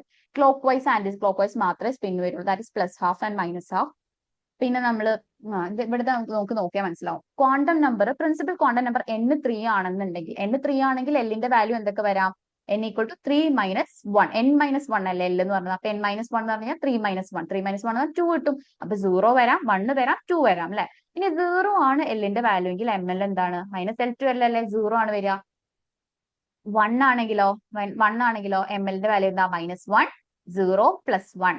2 ആണെങ്കിലോ L മുതൽ +L വരെയല്ലേ, -2, -1, 0, +1, +2. ഓക്കെ, ഇനി ഓരോ ഇതിലും എത്ര, 2 ഇലക്ട്രോണേ ഉള്ളൂ, +½ -½ അങ്ങനെ എല്ലായിടത്തും എന്ത് ചെയ്തു, +½ -½ കൊടുത്തു. ക്ലിയർ അല്ലേ അവിടെ. ഇനി ഡയഗ്രാം വരയ്ക്കാനും ഇതുപോലെ നോക്കി പഠിച്ചാൽ മതി. പിന്നെ നമ്മൾ ഇലക്ട്രോൺ എങ്ങനെ ഫില്ല് ചെയ്യാന്നുള്ളതാണ് പഠിച്ചത്. 3 ലോ പഠിച്ചു, ഓഫ് ബോ പ്രിൻസിപ്പിൾ പഠിച്ചു, ഹൺസ് റൂൾ പഠിച്ചു, പോളീസ് എക്സ്ക്ലൂഷൻ പ്രിൻസിപ്പിൾ പറഞ്ഞു. ഓഫ് ബോ സിമ്പിൾ ആണ്, എന്താണ്, എനർജി ലെവലിന്റെ ഇൻക്രീസിംഗ് ഓർഡറിലാണ് ഇലക്ട്രോൺ ഫില്ല് ചെയ്യുന്നത്. അതിൽ 1s 2s 2p 3s 3p 4s 4d വരെയൊക്കെ പഠിക്കുക, 4s വരെ പഠിക്കുക. പിന്നെ പോളീസ് എക്സ്ക്ലൂഷൻ പ്രിൻസിപ്പിൾ എന്താ പറയുന്നത്, ഒരിക്കലും 2 ഇലക്ട്രോണുകൾക്ക് സെയിം 4 ക്വാണ്ടം നമ്പേഴ്സ് വരില്ല. അറ്റ്ലീസ്റ്റ് അതിന്റെ എന്തെങ്കിലും സ്പിന്നിലെങ്കിലും ഡിഫറൻസ് വന്നിട്ടുണ്ടാവും. കാരണം എന്താണ്, ഒരു ഓർബിറ്റലിൽ ആകെ 2 ഇലക്ട്രോണിനെ അക്കോമഡേറ്റ് ചെയ്യാൻ പറ്റുള്ളൂ. ഇപ്പൊ ഒരാൾ +½ ആണെങ്കിൽ ഒബ്വിയസ്ലി മറ്റാൾ എന്തായിരിക്കും, -½ ആയിരിക്കണം.